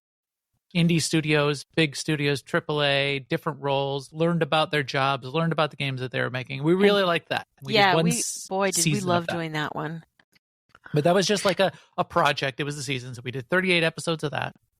And then we started to think, what for the next 10 years, what are we going to do? And we could continue doing the Star Wars stuff, and we still do a Star Wars segment we talk about on our show, but we wanted to bring in these other things that we were doing. We wanted to bring in this idea of the developers that we had talked to and the other games that we play and broaden it out. And that's kind of how it evolved. And we really wanted to look at something that could carry us for the next 10 years, kind of thing, where no matter what happens and what games we're playing, having a place that's grounded where we can talk about all of those things and how they all compare and contrast, which is kind of what we did with the interview series as well. That just seemed like a really fun thing to us. And the only reason we podcast is because it's fun for us. And so we do what is fun, and we have fun with it. And as long as we're having fun, and if we're our only listeners, we'll probably still do it. But we decided that would be fun, so we decided to switch up the show that way. That's kind of how and it's happened. kind of a reflection of what we were talking about earlier in this show, is that a lot of people are not playing one game anymore. They are playing multiple games. So it's a way it's more representative of the whole gaming community too, and it brings us new energy to be able to talk about different games. Right. I saw games like Starfield coming down the pike and knew I would be playing Starfield. I knew, and I had played a bunch of Cyberpunk, and I knew, especially this year, it's a huge year for games. Oh yeah, Baldur's Gate, not Breath of the Wild, whatever, Tears of the Kingdom. Yep. It's still going. It's still going. Spider-Man's still going to be coming out. That's going to be huge. Yeah. Remnant 2. Yeah. The fight for everybody's Game of the Year list is insane. Oh yeah. And just the opportunity for us to take a little bit of a side path, a side turn, and say, wouldn't it be great, especially at this time in gaming, when there are all of these things and everybody's playing all of them, to be able to talk about all of it is just really fun. That's a great call. You make a really good point about this year, like having so many great games. I think like there's probably 3 or 4 games that would be Game of the Year in other years that like all came out this year. Yep. Yeah. Like, I mean, you just mentioned Baldur's Gate 3. I think it's probably going to win from what I haven't played it 100%, but I get most the sentiment that's got most the buzz. people. It's a lot of fun.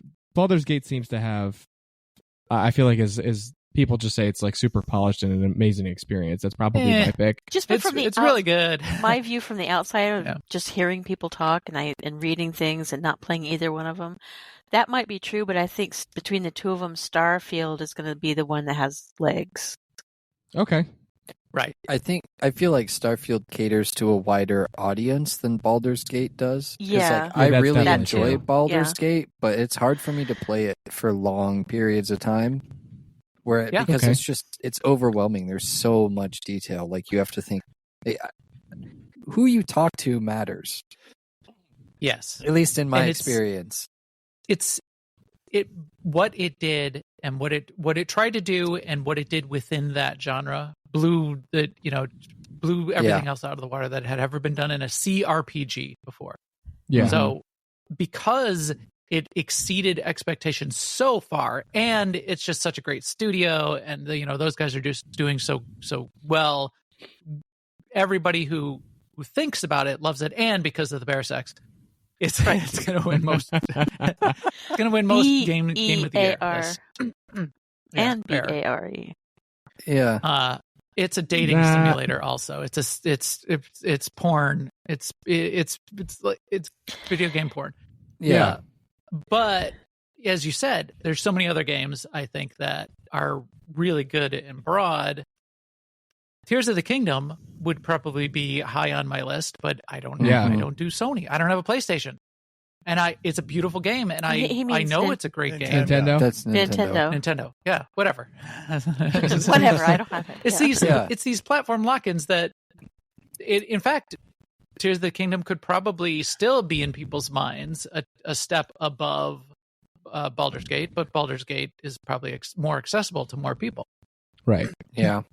Starfield is definitely going to be a couple notches below all of those, and maybe even like Spider-Man on a lot of people's lists, because people are having really fun because there were so high of expectations that people are having fun knocking it off that pedestal and pointing out the flaws. Definitely. I think there's just as many flaws, if not more, in the gameplay and how you go about playing something like Baldur's Gate. I think it's a great game.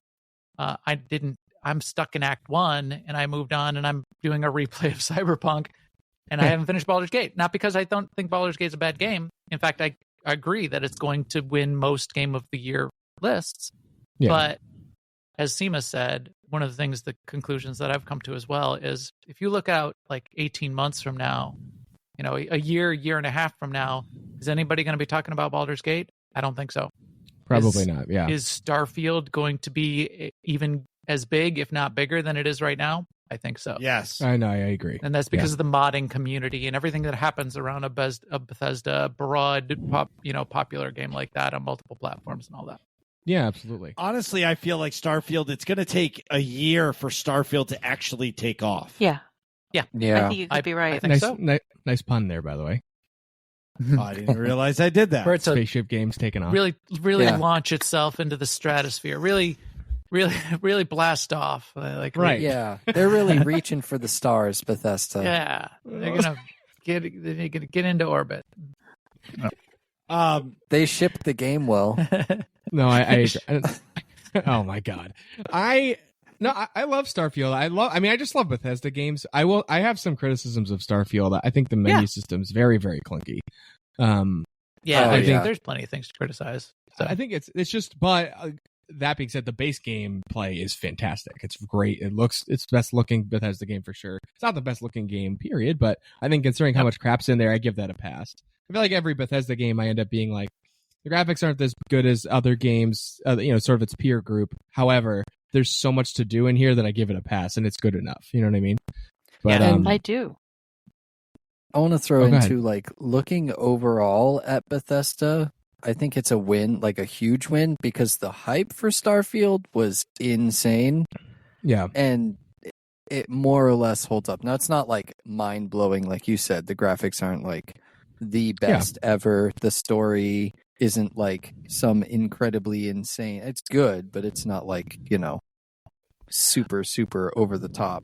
But with the amount of hype that it had, it will definitely carry Bethesda forward for whatever they have next, whether it's Elder Scrolls or more, Fallout or I don't know. And Microsoft as a publisher, which is kind of a big deal. It bought them a few years for sure. Yeah. I feel like Bethesda kind of needed a win after Fallout 76 to have like a good launch and like a good solid game. I think Bethesda felt that way too. Yeah, Yep. like especially, I heard an interview with Todd Howard, who's the runs the games there, director or something like that, big high up. Yeah, he said something to the effect of Starfield was done a year ago, game was done. We were just playing it for the past year, ironing bugs out. And I'm we haven't never done it like that before. We had that much time, but I think with how the game launched and how few bugs there were, I mean, there's always bugs, but nothing game breaking. That I think he said that's what we're gonna do going forward for every game we make. And I think so. It's clearly they stopped, took a deep breath, took their time. It's we need a win. Let's get it right. And that's refreshing, especially with so many games coming out super broken. And they use that opportunity to tune and tweak some stuff. People are sort of complaining about how onerous it might be to travel around on the planet's surface, but it used to be far worse. Right. I remember, used to be really unforgiving. A lot of combat tuning, huge amounts of combat tuning. And as a result, the gunplay and the combat is good. Great. I think it's the really best of any Bethesda game I've played. Definitely better than Fallout 4. Yeah. Well, anything is better. Yeah, anything is better than Fallout.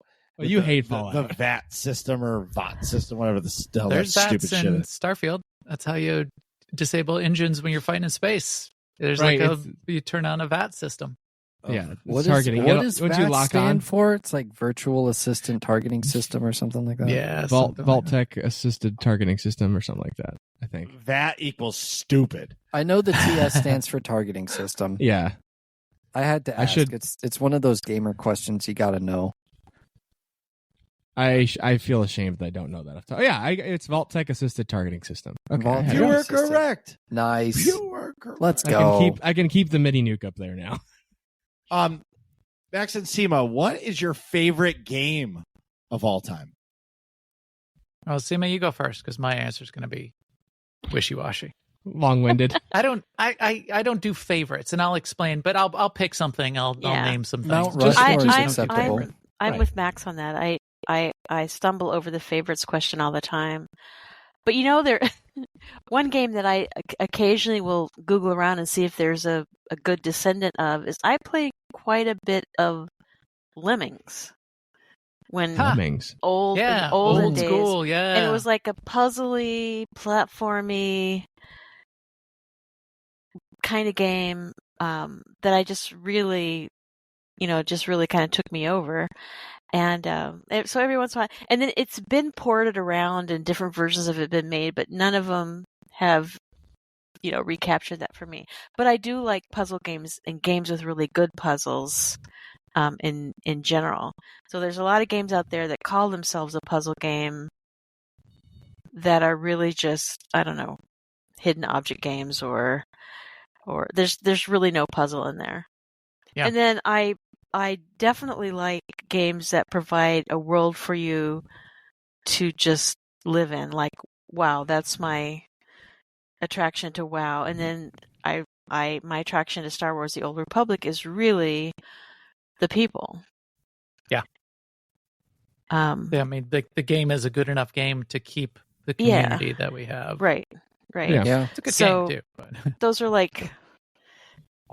and I haven't actually thought about Lemmings in a long time, but now I might want to do another Google search.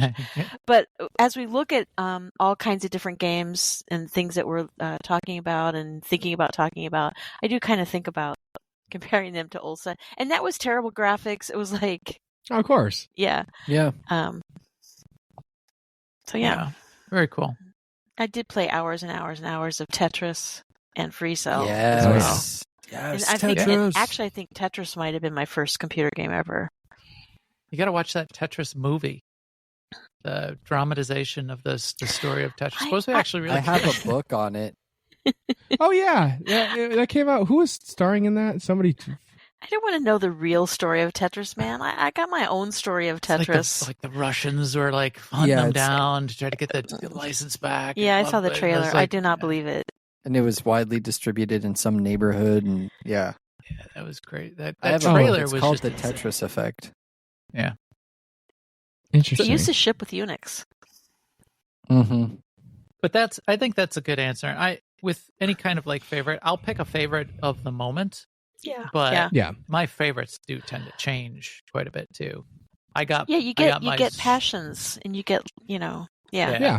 If I'm gonna go way back, something that took up a whole bunch of my life early in gaming was the Ultima games and Ultima Online. Mm-hmm. So that's where I started MMO, Ultima Online. Ultima Online still exists today, and it's run by Broadsword. So So Star Wars: The Old Republic is now under Broadsword. The whole Star Wars Republic team moved to Broadsword. I told the community manager, I told Jackie, I said, if there's anybody over on the Ultima Online side that wants to come talk to us, I would spin back up my character, Lake Superior server. I would back up my characters and go back in there into Ultima Online just because of that nostalgia. So you get those nostalgia games. That's always fun. I'm sorry I missed out on the old, MMOs like Ultima and EverQuest. I'm a huge fan right now. So MMOs still. So obviously Star Wars: The Old Republic is probably I probably played more SWTOR than I even played of WoW over the years. And I played WoW, and I've probably been subscribed to WoW, without nonstop. Well, not completely nonstop. I did stop for like 6 months, and then they 6 months after that, they did a thing. Well, if you've been subscribed up to this time, we're going to send you a present. Right. Yeah. I'm like, now with every 6 month subscription, they include a new different type of mount. It's brutal out there. But I am very into survival games now. So it's almost genre wise. No Man's Sky it's semi-survival exploration. That's definitely a favorite. I play everything that they put out, and they're a wonderful company, Hello Games. Amazing model for way games can operate. So I play a ton of that, and that's also my number one, definitely my favorite VR game is No Man's Sky. Nice. Oh, I bet that's got to be great in VR. But all of the survival games I will play and sort of bounce around. So there's a bunch of like newer indie ones that I haven't played as much, but I'm going to get into and try. But like Sons of the Forest is a good one. I haven't played Sons of the Forest or Sons of the Forest 2 yet, but I will. I also like games where it's fun to live in the world, and some of like the survival games, especially like the post-apocalyptic zombie survival games, those aren't as. It's not a pleasant place to live. Yeah, that's fair. So that's true. It's to pretty brutal put out there. your mind in that space and exist in that world for hours and hours and days, the way I play games. When I play a survival game, I live in the world for 80 hours in a week. Yeah. If it's like a crappy world, then that's kind of depressing. That's fair. Right. So I like Arc a ton. That's a company who's actually got problems, and their publisher is got problems, unfortunately. Yeah. Maybe they can pull themselves together. They're doing a remaster, and they're doing Arc 2 coming out next year, but it keeps getting pushed back. But that's a kind of thing that that's the kind of survival game I really like, because it's dinosaurs and it's danger and it's survival, but it's a fun open world, and you're outside and you got the sticks and you got to fight off the dinos, and it's very colorful dinosaurs, and you can like tame them and ride them, and that's really, really cool. Yeah, it reminded me like why I liked the Horizon series. Yeah. Ooh, yeah. Then there's robot dinosaurs. What's better than a dinosaur but a robot dinosaur? Exactly. And you can have something, fight them and ride them and all that. Yeah, it's but not the bow. So it's what? Because you can't aim at anything. That's why I use the Osteostriga so much in Destiny, because it's heat-seeking bullets. Yes. You just spray and spray. Yes. Hold the button down and just go. Yeah. It's perfect. I liked Horizon a lot. But that's another game that's locked into exclusives, so got to play it on the PlayStation. Right. I played that on the PC port.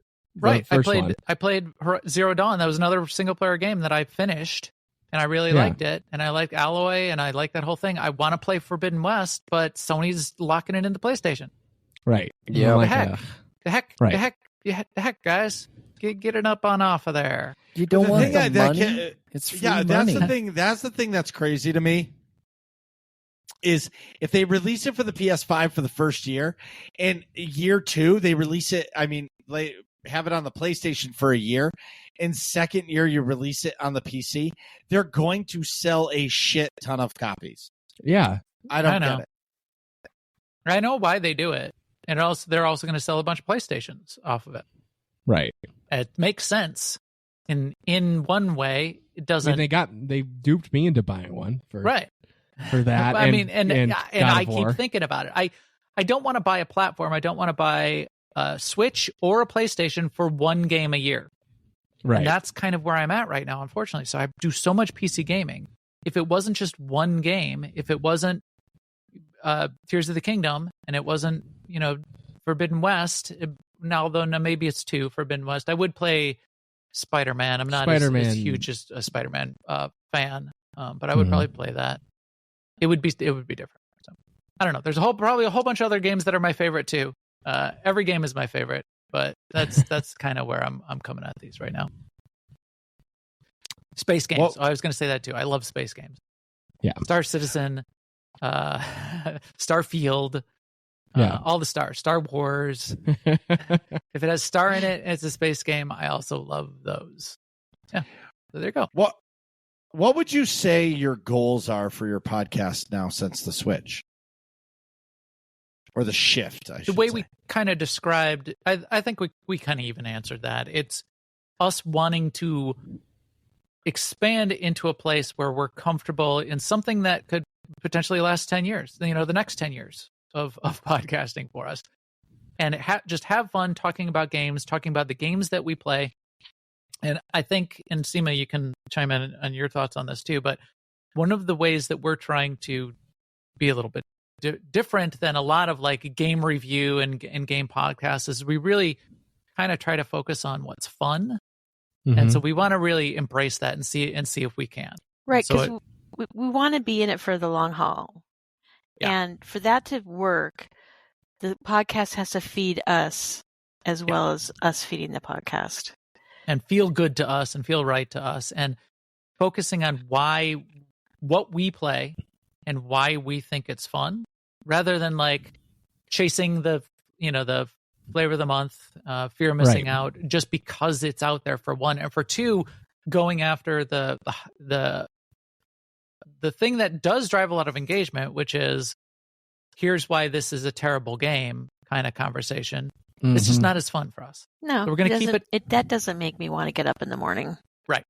So we're going to keep it to what we play, why we play it, why it's fun, and what we find fun about it. Yeah, yeah. Like I've played games, and I was really excited about a couple games in the last year, and they went a bad direction, and I don't talk about them because I could do a segment bashing why this is the worst game ever, blah blah blah. But that's not fun for me. In my head, that's a bad place for me. I think we already spent too much of our day living in that negative space, and I don't want to contribute to it.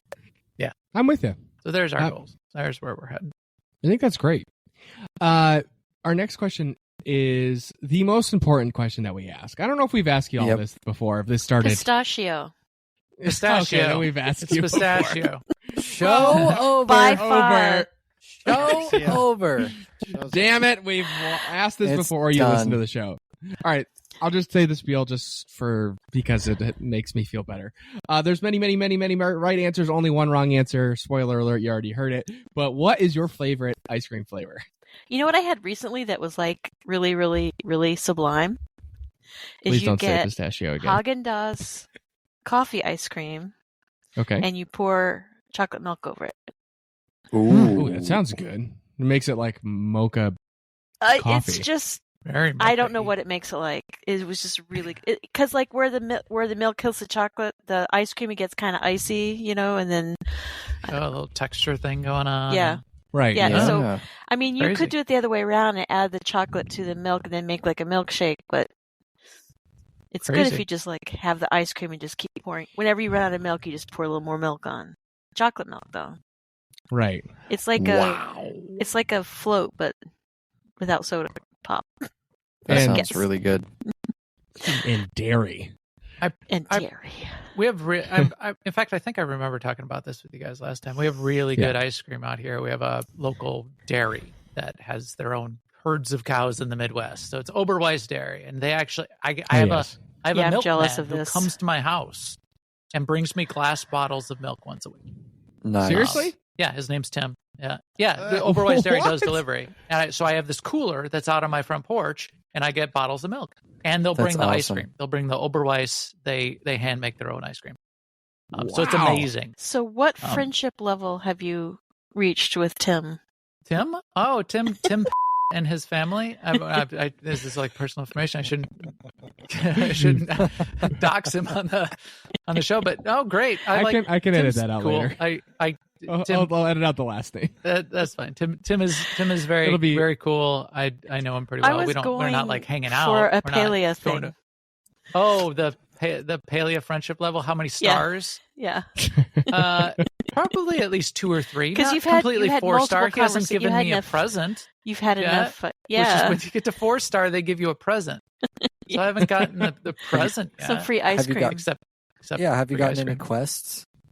Yeah, that's right. Good- He yeah, should give you that- quests. Yeah, he needs to. Yeah. He needs to give me a quest. The quest is, can you drink all the milk and eat all the ice cream he leaves you per week? I don't often finish all of the milk, but in fact, if there's like a little extra milk in one of the bottles, I pour it out in front of my daughter because she freaked out once when I was like taking like a half a bottle of milk and I was pouring in this thing. She's like, "What are you doing?" Like it was like 2-week-old milk. I'm not going to keep it. So now I wait until she's here. In fact, she was just here. My daughter lives Do downtown, it in front of you. so I can do it in front of her. Don't Anyway, cry over long story spilt short, milk. I probably said last time Oberweis butter pecan because that's Oh, yeah. amazing.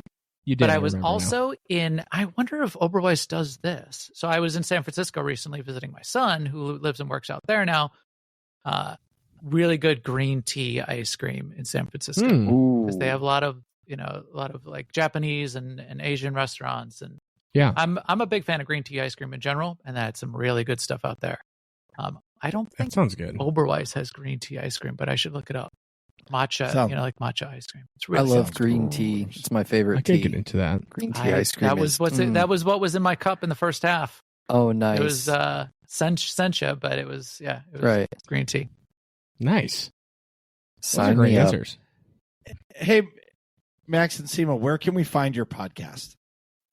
New Overlords, newoverlords.com. You get a New Overlords, the New Overlords, YouTube /New Overlords, and you get New Overlords, twitch.tv /New Overlords. It's all New Overlords. All the newoverlords.com has all the links, so people can just go there. New That Overlord, gave me, 100 that years. gave me like a 100 Rick years. and Morty vibe, like at the end of this. New Overlords, Morty. Newoverlords.com, www.com /newoverlords.com. Morty, new adventures 100 times, 10 years of episodes, Morty. I'm gonna Right. need you to take this link That's a and stick great it Rick. way up there, Morty. Way up there, Morty. Yeah. Yeah, That's Yeah. what I thought you were going for. That's why. that was Yeah. the What you were vibe. saying. That was definitely the vibe. But yeah, Bravo. we are on all the social links, but I usually use Max the Gray for that. So if you want to find us there, If you want to find me, it's going to be Discord because I don't do the socials. yes. I'm not. Yeah. I don't have that much time in the day. Are you guys still on Stitcher? When No, we go to the we are National not on Nightlife Stitcher. event, then we listen to Incredibly, Stitcher. amazingly, we have not been on Stitcher for a month. How about you? According to the intro, but I'm gonna get a DM on Twitter that says, "Hey, I looked for you on Stitcher, but it doesn't." The app isn't on my phone anymore. yeah. It That's funny. It says cannot connect to server. All Yeah. right, Well, Marcus, you know what time it is? It's time for working class questions. It's working class questions. Every single week, we ask our community to ask us whatever they want or they feel is necessary. And I will start it off. So Tara Quinn, a.k.a. the fashionista himself, asks, Max and Sema, what's the best part of having done a podcast this long? Best part. I see. I didn't read ahead in these. I didn't realize that these would be for us too. So now I'm a little bit at a loss. Answers. But Well, I'll say, for one thing, I know this sounds sappy, but meeting people like Quinn. yeah, I mean, yeah, and really, yeah, and yeah, that's a really good developing like this network of people that we can talk to, we can have shared experiences with. That's really the And they can come play payoff. Yeah. Yeah. So a big chunk of like how we met you guys was through the podcast and through your podcast, and back and forth, how that kind of thing goes, and people who come and play games with us all the time. That is a big reason. That's the reason we started the SWTOR Escape podcast, was to find more people to have fun playing games with. Right. And just for the record, I met you guys, or I found you guys because I was listening to your podcast doing a garage door PVC trim At my parents' house. No. Oh. And He also did the garage door PVC trim Yes. at my parents' house. but this was years prior. Oh yeah, right. I think this is even before I met my wife. I don't know. Anyways, it was so long ago, but I remember them saying, "Hey, we're on the Jedi Covenant server," and I'm like, "I'm on the Jedi Covenant server. I'm doing this." Yep. I'm getting involved. I remember you telling me you were getting involved. Yep. And it all went uphill from there. Exactly. The second question from Quinn: What's your fizz for everybody? What's your favorite plushie that you've ever seen or had? God. Oh, I'll go first. This one's easy. So at PAX East, they have like the Yukio, like bean bag things. You know what I'm talking about? But they're not beans. There's some like, I don't know what it is. It's like air bubbles or something. Anyways, they have the big chairs that you can buy, like beanbag chairs. Okay. But they also do plushies. And I got my kids the Grogu and the Mandalorian. Mm-hmm. And they're like, I have been known when I'm sleeping with my kids in like a hotel, I'll end up sleeping with Grogu or the Mando. There you go. There you go. That's a good answer. That's awesome. I once saw a I can't remember the name, but it's like the big circular enemies in Doom that are just like a big mouth and one eyeball. Yeah. I saw Yeah. I saw something demons. I think Cacodemon or something like that they're called. A plushie one of those I thought was just a cool like juxtaposition of like this cute thing. It's like a monster in the game. Yeah. Anytime anybody says the word demon, I just think of XX Demon Slayer 69XX. Oh. Like the Xbox name. Oh yeah, then I would see like walk by that breaks my immersion. That's why I don't like MMOs. Like, oh, this lore is really cool, and then you see XX Demon Slayer 42069 run by, and it's like, oh, okay, well, I'm playing a game. Oh shit! Also sidebar. You know what I used to remember is Max and Sema. They would stream their podcast, or they still do, but there would be big fat streaker that would run through their camera. Yes. In game. It took us a year or or longer than a year to figure out who that was. Who was it? It was Thon. And he was on our ops team. It was Thon. And we didn't know it was Thon him. Doing the long con, 18 months. He would just run through the background. So he'd type 4 body type, no clothes. Yeah. He would run through because we would be like in game when we were streaming the live podcast. Yeah. And he would just like run through the background and maybe twice, but that's it. And then he would like disappear and he wouldn't say anything and he didn't tell us for like 18 months. And there's probably times when he did it we didn't even notice, but he just kept, appearing every once in a while. Yeah, he wouldn't like and it took us a few times. It was like it was until like the 5th time I was like, "Hey, there's that guy again." Yeah. Like in the middle of the show. Oh, that was such a great move. And it's such a Thon thing to do. Thon's a lawyer and he's got this devious mind that can just come up with these things. It's amazing. All right, so what's everybody else's favorite plushie? Oh yeah. Atrax? I have a few. I lump stuffed animals in with plushies. I have a few, but I'm going to say right now it's my Tibbers plushie from League of Legends.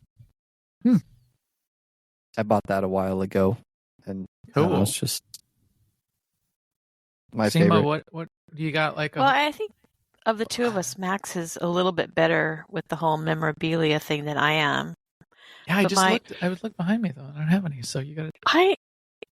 I have living plushies. Yes. Aminals. Yeah. Yeah. And I'm thinking about it, and one thing when I think about like acquiring an actual plushie, I think I don't have a dog right now, but I would have thought in the times I do have dogs, what's the dog going to do to this? Yeah. Yeah, But I do have 2 cats right now, so I guess those qualify as my plushies because they do accept hugs, and they are pretty plushy, especially one of them. Nice. There you go. Boom. Yeah. Even better. But now I've had, Max. I've had the Star Wars plushies. So my kids are older now, but so all the way back to like Beanie Baby time when the kids were little, moving forward, the Star Wars couple versions of the Star Wars ones were actually really cool. And any of the Grogu plushies are great. Yeah. I had one though back in my Microsoft days. Do you guys know what Barney is? Kids show. My sister Barney. loved Barney. The I had- dinosaur. I had the Microsoft animatronic Barney that had a receiver that you would plug into a serial port on your PC, and you would play a game on the PC, and the Barney would talk, and it had optical sensors in its eyes, and it had sensors in its hands, so you could like hold its hands and you could touch it, and it knew when you were touching it. I still have one of those somewhere. I think I still have the Barney. That is both very cool and very creepy. Yeah, I was thinking the same thing. amazing yeah. and insane. Yeah, It's like those look that up. Furbies. That's like a collector's It gives- item these days. Gives me Five Nights at Freddy's vibes. Yeah. That it's just sitting in your closet somewhere. Moving. Kind of It's going on, to come kind to of life not. one Yeah. day. Right. It's going to turn back on, even though it hasn't had batteries in it. I love you. Yeah, that's it. It's just like the creepy, dead, broken voice. What's the coolest lightsaber color in Star Wars? Movies and games and comics and everything. Red. The coolest? I'm going to go with the Yeah. dark saber color. That's what I was turning around to grab. I have the dark saber over there. in It's that not mess the of one nerdy I would stuff. pick, but I think it's the coolest. Yeah, what I would put, I think the dark saber color is the coolest as well. But I would pick purple for me. Simo, what's your answer? I like white. Ooh, white is a good call too. White is hot right now too. White is very With hot right Ahsoka. now with Ahsoka. Good But I call. would say a monkey fighting lightsaber in this Monday to Friday podcast has got to be purple. That's got to be the coolest. Yeah. Samuel Jackson insisted on a well, it could be apocryphal, but that's what I heard is he insisted on a purple lightsaber. He wasn't going to do the Star Wars movies unless he got a purple lightsaber. Yeah. Right. So Because he couldn't that then differentiate makes it the himself. coolest. Yeah. Listen, Right. listen, motherfucker. George, you better give me a motherfucking purple lightsaber. That's probably how that went. I think I watched an interview where he talks about that, and he's like, "Yeah, man, all those Jedi out there, like, what color are the lightsabers?" He's like, "Well, the good guys are blue and green. This is George. Good guys are blue and green, and the bad guys are red." And he's like, "How about purple?" And he's like, "Well, we don't really do purple." I was like, "Just think about it." And he's like, "Yeah, because I want to be able to tell who's me in the 100 lightsabers out there." And then sure enough, he comes back and he's like, "All right, I'll do purple. I think that'd be cool." All right. Yeah. I think it makes sense though, canonically and everything. Yeah, and it cool. fit really nicely. Frozen Cheddar asks, this is for the 5 of you. What are your thoughts on Ahsoka? Any theories for the finale?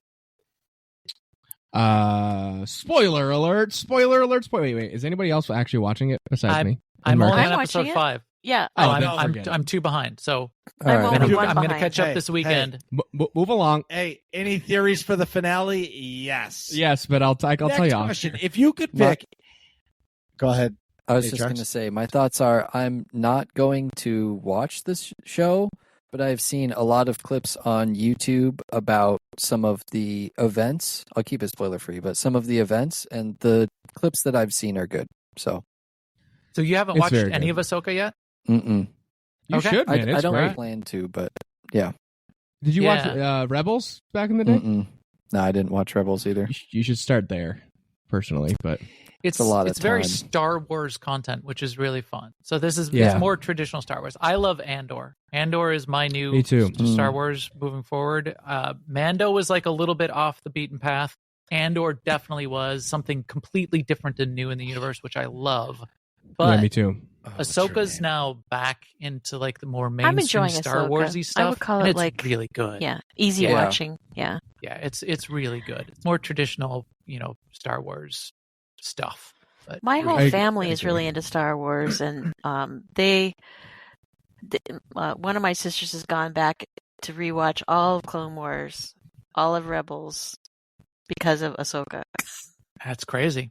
I know. Because I haven't wow. even watched all of Clone Wars and Rebels. Me either. Really? Me either. Yeah. Not all of it. I don't think I watched all of it. No. Well, that's not true. There's definitely Clone Wars episodes I didn't watch because I had COVID pretty bad. So I worked for like a month. Well, in the beginning of things, I worked in the ER, so I got the original flavor fresh out the That lab. was a bad But- days. Yeah. Yeah. So March 2020 is when I got sick. But what I did was I was like, all right, I was living with my parents at the time, stuck in my bedroom. So what do? I can only like watch stuff. I'm like, well, if I'm going to be like watching a lot, I might as well take this time now and Yeah. just like look up the list on Reddit of the essential Clone Wars episodes, go through that. And then I watched all of Rebels too, because I was, stuck in there and sick for so long. So it's a lot, but it's worthwhile. It's a lot of good stuff. Speaking of Andor, what was her name? What was that chick's name? Deidre something that you like? She was the Imperial officer. Deidre with something with an M was the last name. Miko or Mero, something. I don't know, but don't she's know. really, I didn't she was watch Andor. amazing. You Yeah. didn't watch Andor's good too. Andor's good Andor's- like standalone. I know. I know. Really, I should really watch good. it. I will watch Yeah, it. she was the Imperial. She was like the ISB agent, the blonde. Yeah. The Oh my God, acting and just some, to Mm-hmm. like a meeting, like a boring meeting between, Imperial, the Imperial intelligence boring meeting around the Marrow. conference table. The Yeah. acting was just so amazing. I was riveted. Yeah. Yeah, And the guy who played Qyburn from Game of Thrones was outstanding too. He's like the head of that meeting. Yeah. Yeah. He's great. He's so brutal. He's so like understated brutal to some of those underlings. He's like, all right, well, that was really interesting what you tried to say to me. I think we'll know going forward that you have no place in this organization whatsoever. So I'm going to take all of your responsibility now and move it to the person next to you. Thank you very much. Let's move on. I was like, oh my God, that was awful. Way. Well, that's the one thing about Andor I loved is I crushed so hard on her. Yeah, Deidre Mero. My God, she's so hot. It was so annoying. About the episode, she would just come on screen doing like writing something with a pencil. Marcus is like salivating in the Oh my corner. God. I couldn't help it. It was Pavlovian. Maybe it was like that, like strong female, like bossing me around. I don't know. I get it. Marcus, sit in that chair. Yes, ma'am. Yikes. All right. Anyways, If you could pick only one deli meat to have on, my media board's broken now.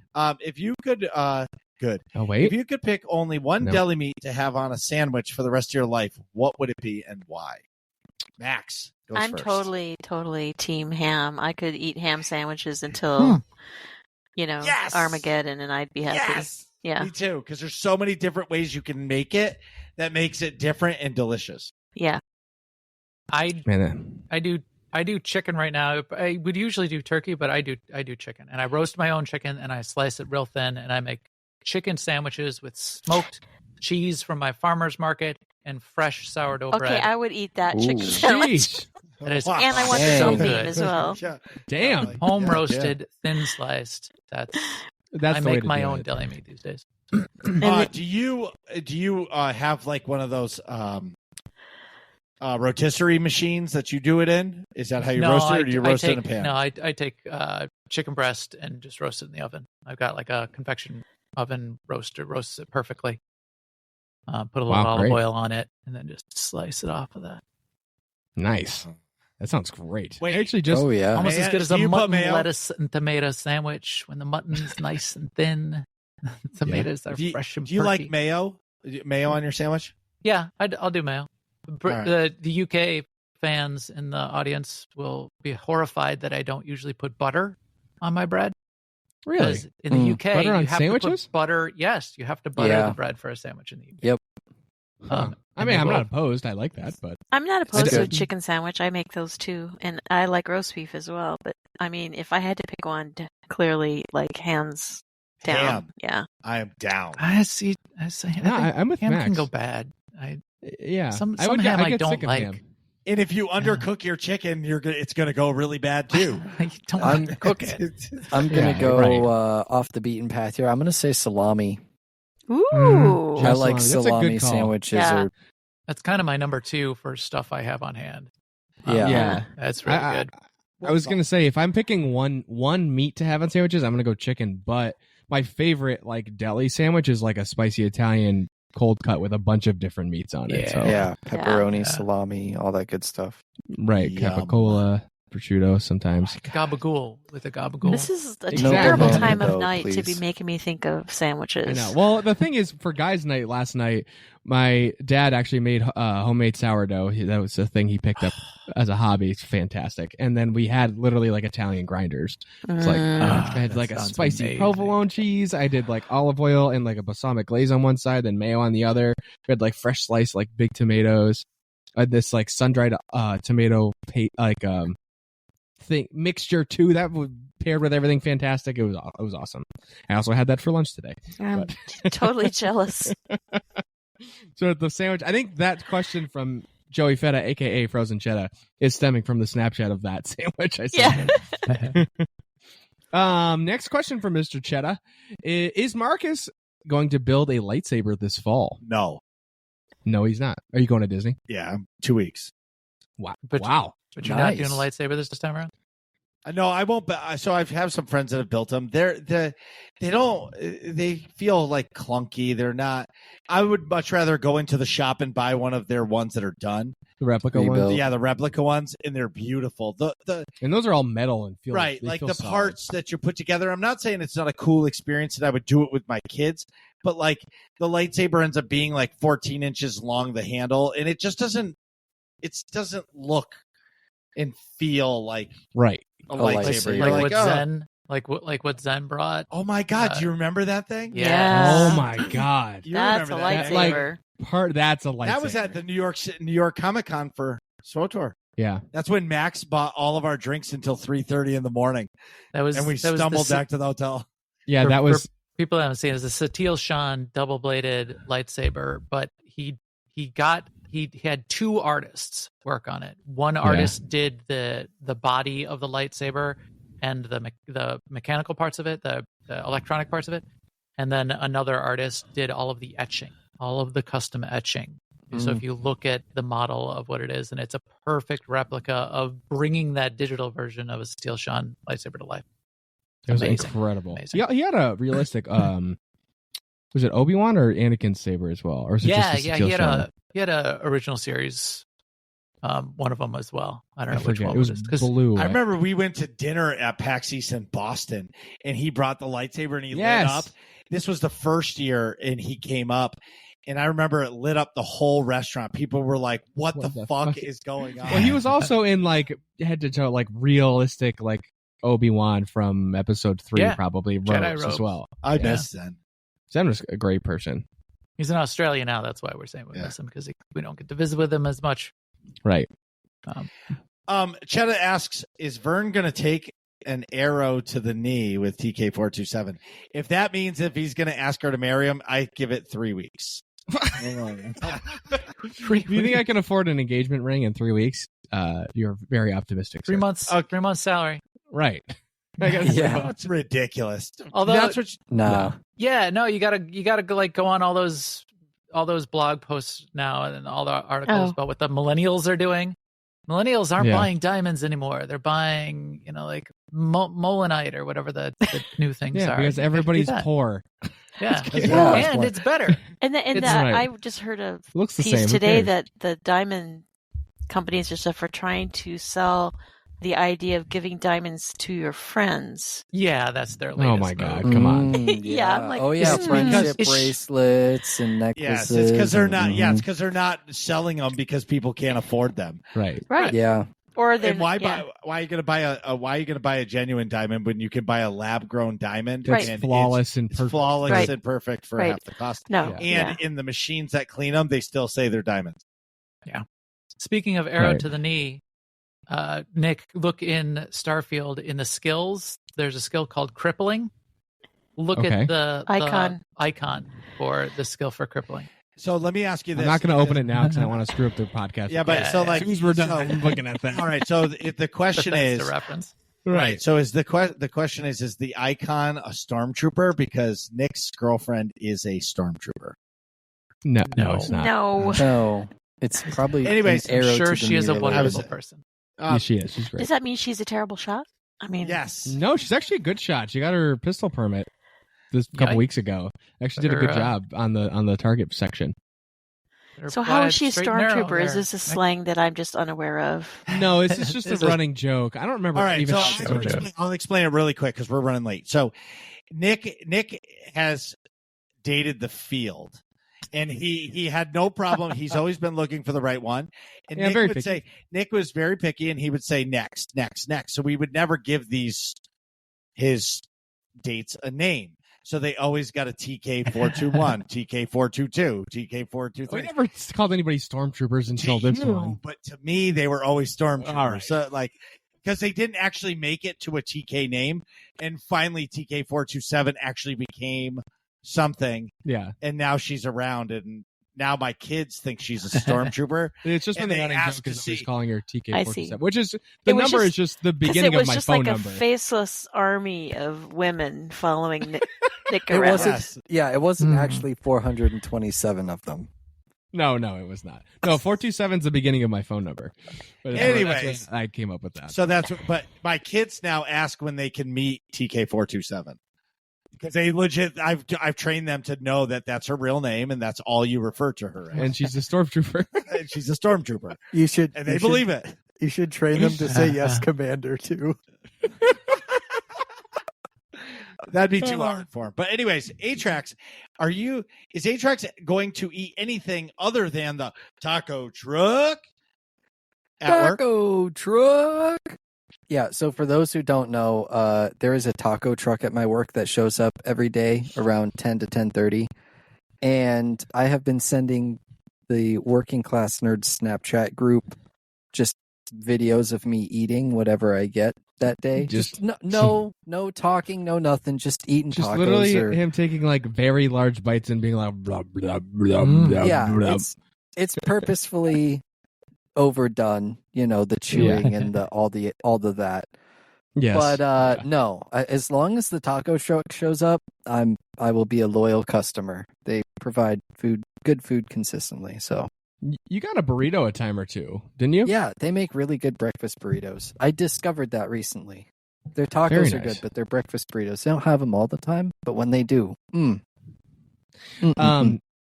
Our next question is a little less frivolous. It's from Rayu, and Rayu asks, "What's it like having a community grow as large as AIE has?" Well, that's a good question. AIE has actually been, I would say, bigger in the past. So when WoW was huge, there was actually thousands of people in AIE at the time. And that was actually a little bit more difficult to manage. Now it's a very big multi-game community, and we have hundreds of people.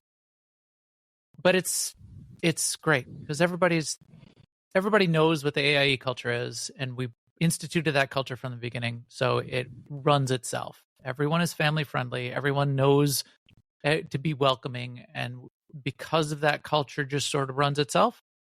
It can be as big as it needs to be because everybody gets it as soon as they come in, and they wouldn't be here unless they wanted to be part of that. So we can have dozens of people in dozens of games.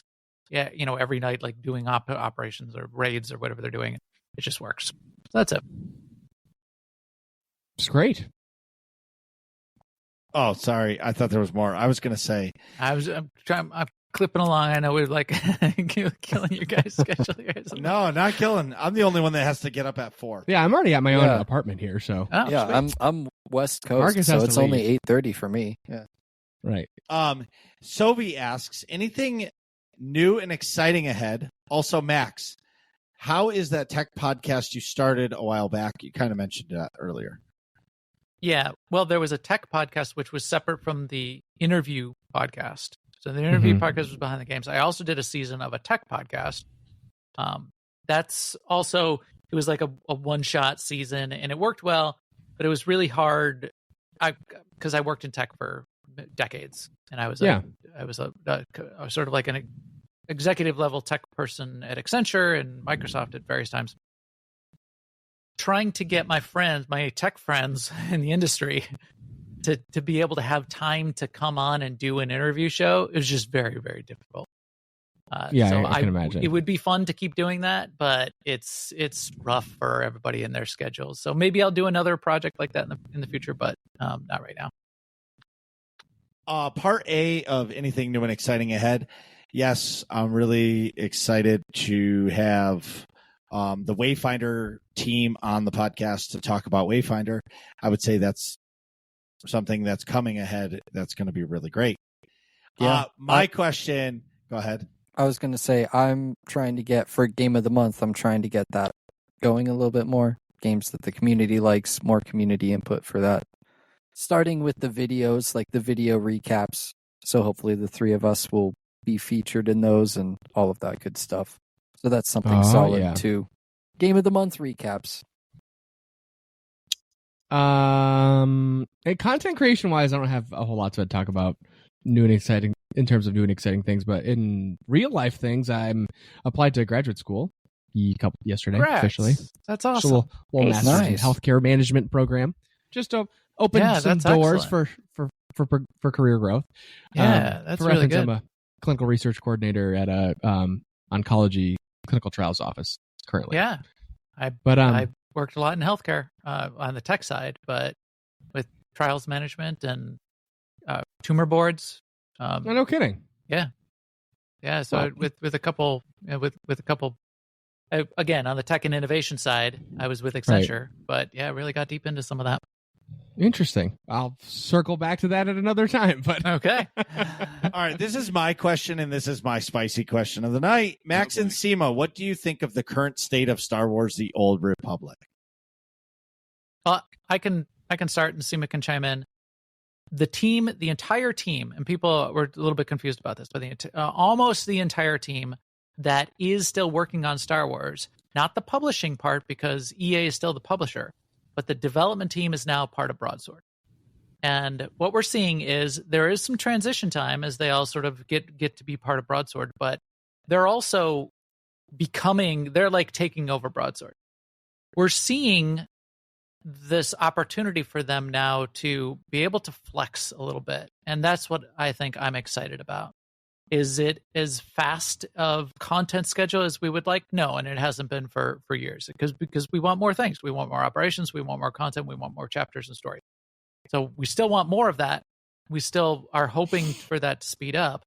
But I'm excited about some of the things, even some of the little things that they're like putting in the game right now and doing on the side, like full Ahsoka. They used to be very cagey about bringing in Star Wars stuff, and now they have Ahsoka's clothes and Ahsoka's lightsaber and a complete Thrawn outfit. And they're like, pulling this stuff in because they've got a little bit more room and they can flex a little bit, and they still have LucasArts that they have to talk to, but there's probably 3 other layers of management that is now gone. Yeah, no more. I think is a little bit exciting. So I think it's fine. I think it's in a fine state. And I'm excited to see now where the people that are running it now can take it and run with it. Sema? Yeah, I mean, like I said earlier, the appeal of the Star Wars: The Old Republic to me is the community that we have right now. I really enjoy hanging out with those people, and I like the cadence of the game loops that we have in place with Galactic Seasons and with Conquest, and I'm hopeful about their future for the team that went to Broadsword, waiting to see what happens there. Yeah. And now we're obviously fans. Yeah. Yeah. So we're gonna come at it from that perspective. And my thing, which is total speculation, but my thing about the Ahsoka stuff is that it was Charles who was against having more Maybe. direct references. Maybe. Yeah, he was a little bit of a purist of, no, we're 3,000 years in the past. Yeah, it would be like, his weird vision if there was. We wouldn't have this because we're 3,000 years in the past. So, Yeah, so he was very much a purist in some of that lore. and of by stuff. Charles, I mean Charles Boyd, who was the creative director for a while, long time. Right. I'm gonna be. I agree with you. I'll be a little bit on the opposite side of the coin, a little bit, in my opinion.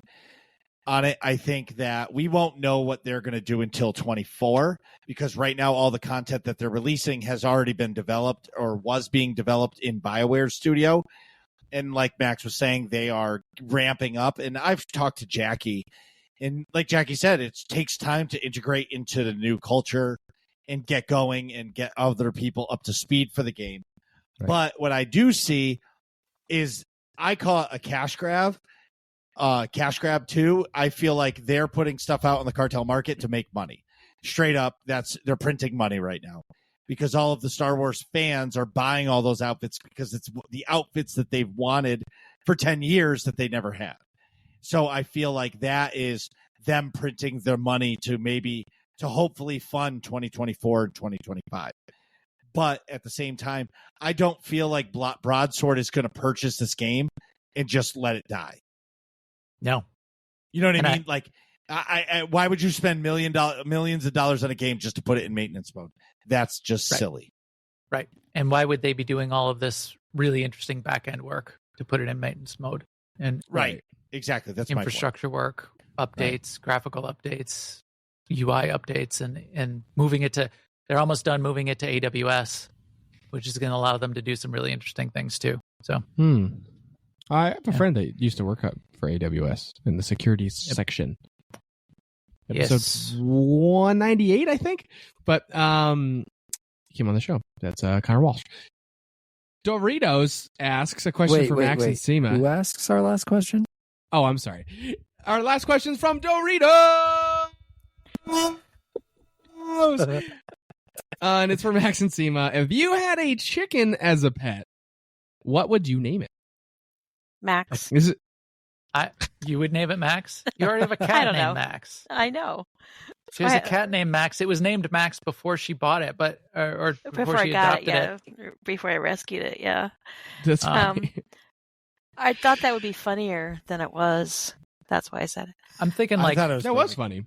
Carl. Yeah. Steven is my name for a goat. If I ever get a goat, it'll be named Steven. So a chicken might be named Carl. It's a trick question because you're not supposed to name if it's your a chicken and not a rooster. If it's a chicken, then it might have to be something like Margaret. Max I thought Margaret is going to eat his chicken, for a pet. Yeah, Margaret. How about when you say Carl, I just think of the Llamas with Hats videos. Carl, that kills people. Carl. Is there a video game story that you'd like to see made that hasn't been done before? Yeah, I would like a story that hasn't been made into a video game, or a video game that is there a video game story that you'd like to see? I think probably made into a movie is what he was trying to say. Yeah, I would think so. I was thinking it the other way around, and I was going to say I want the IT crowd. Oh, yeah. Video game? Yeah. The IT is it plugged in? Did you try to turn it on and off again? And I want Matt Berry to voice his part. Perfect. Well, you have to have Moss. Yeah. Oh, for sure. Absolutely.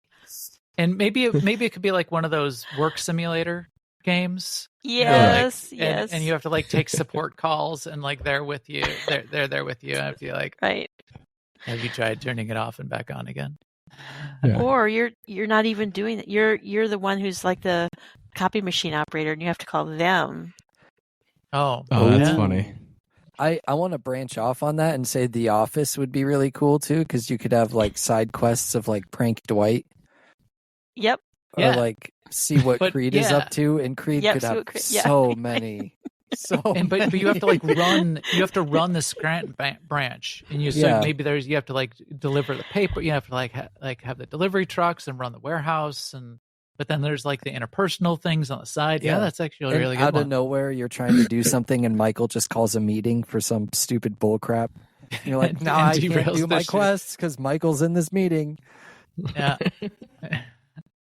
Talk about a great MMO. That would be great. I guess reading it like a video game that I would a video game story I'd like to see as a movie. I was going to say the original BioShock would be a cool like horror style movie. Yep. Yeah. Or that like would an be action. good. I mean, maybe an action movie or something like that, or maybe like an HBO series type Would of you show, kindly- like an 8 episode or 10 episode type of thing. That would be cool, especially because of the big twists and stuff like that. I feel like that lends itself to like. I mean, the atmosphere is really cool, and then the story like lends itself. Like that twist could be done well in a show or a movie.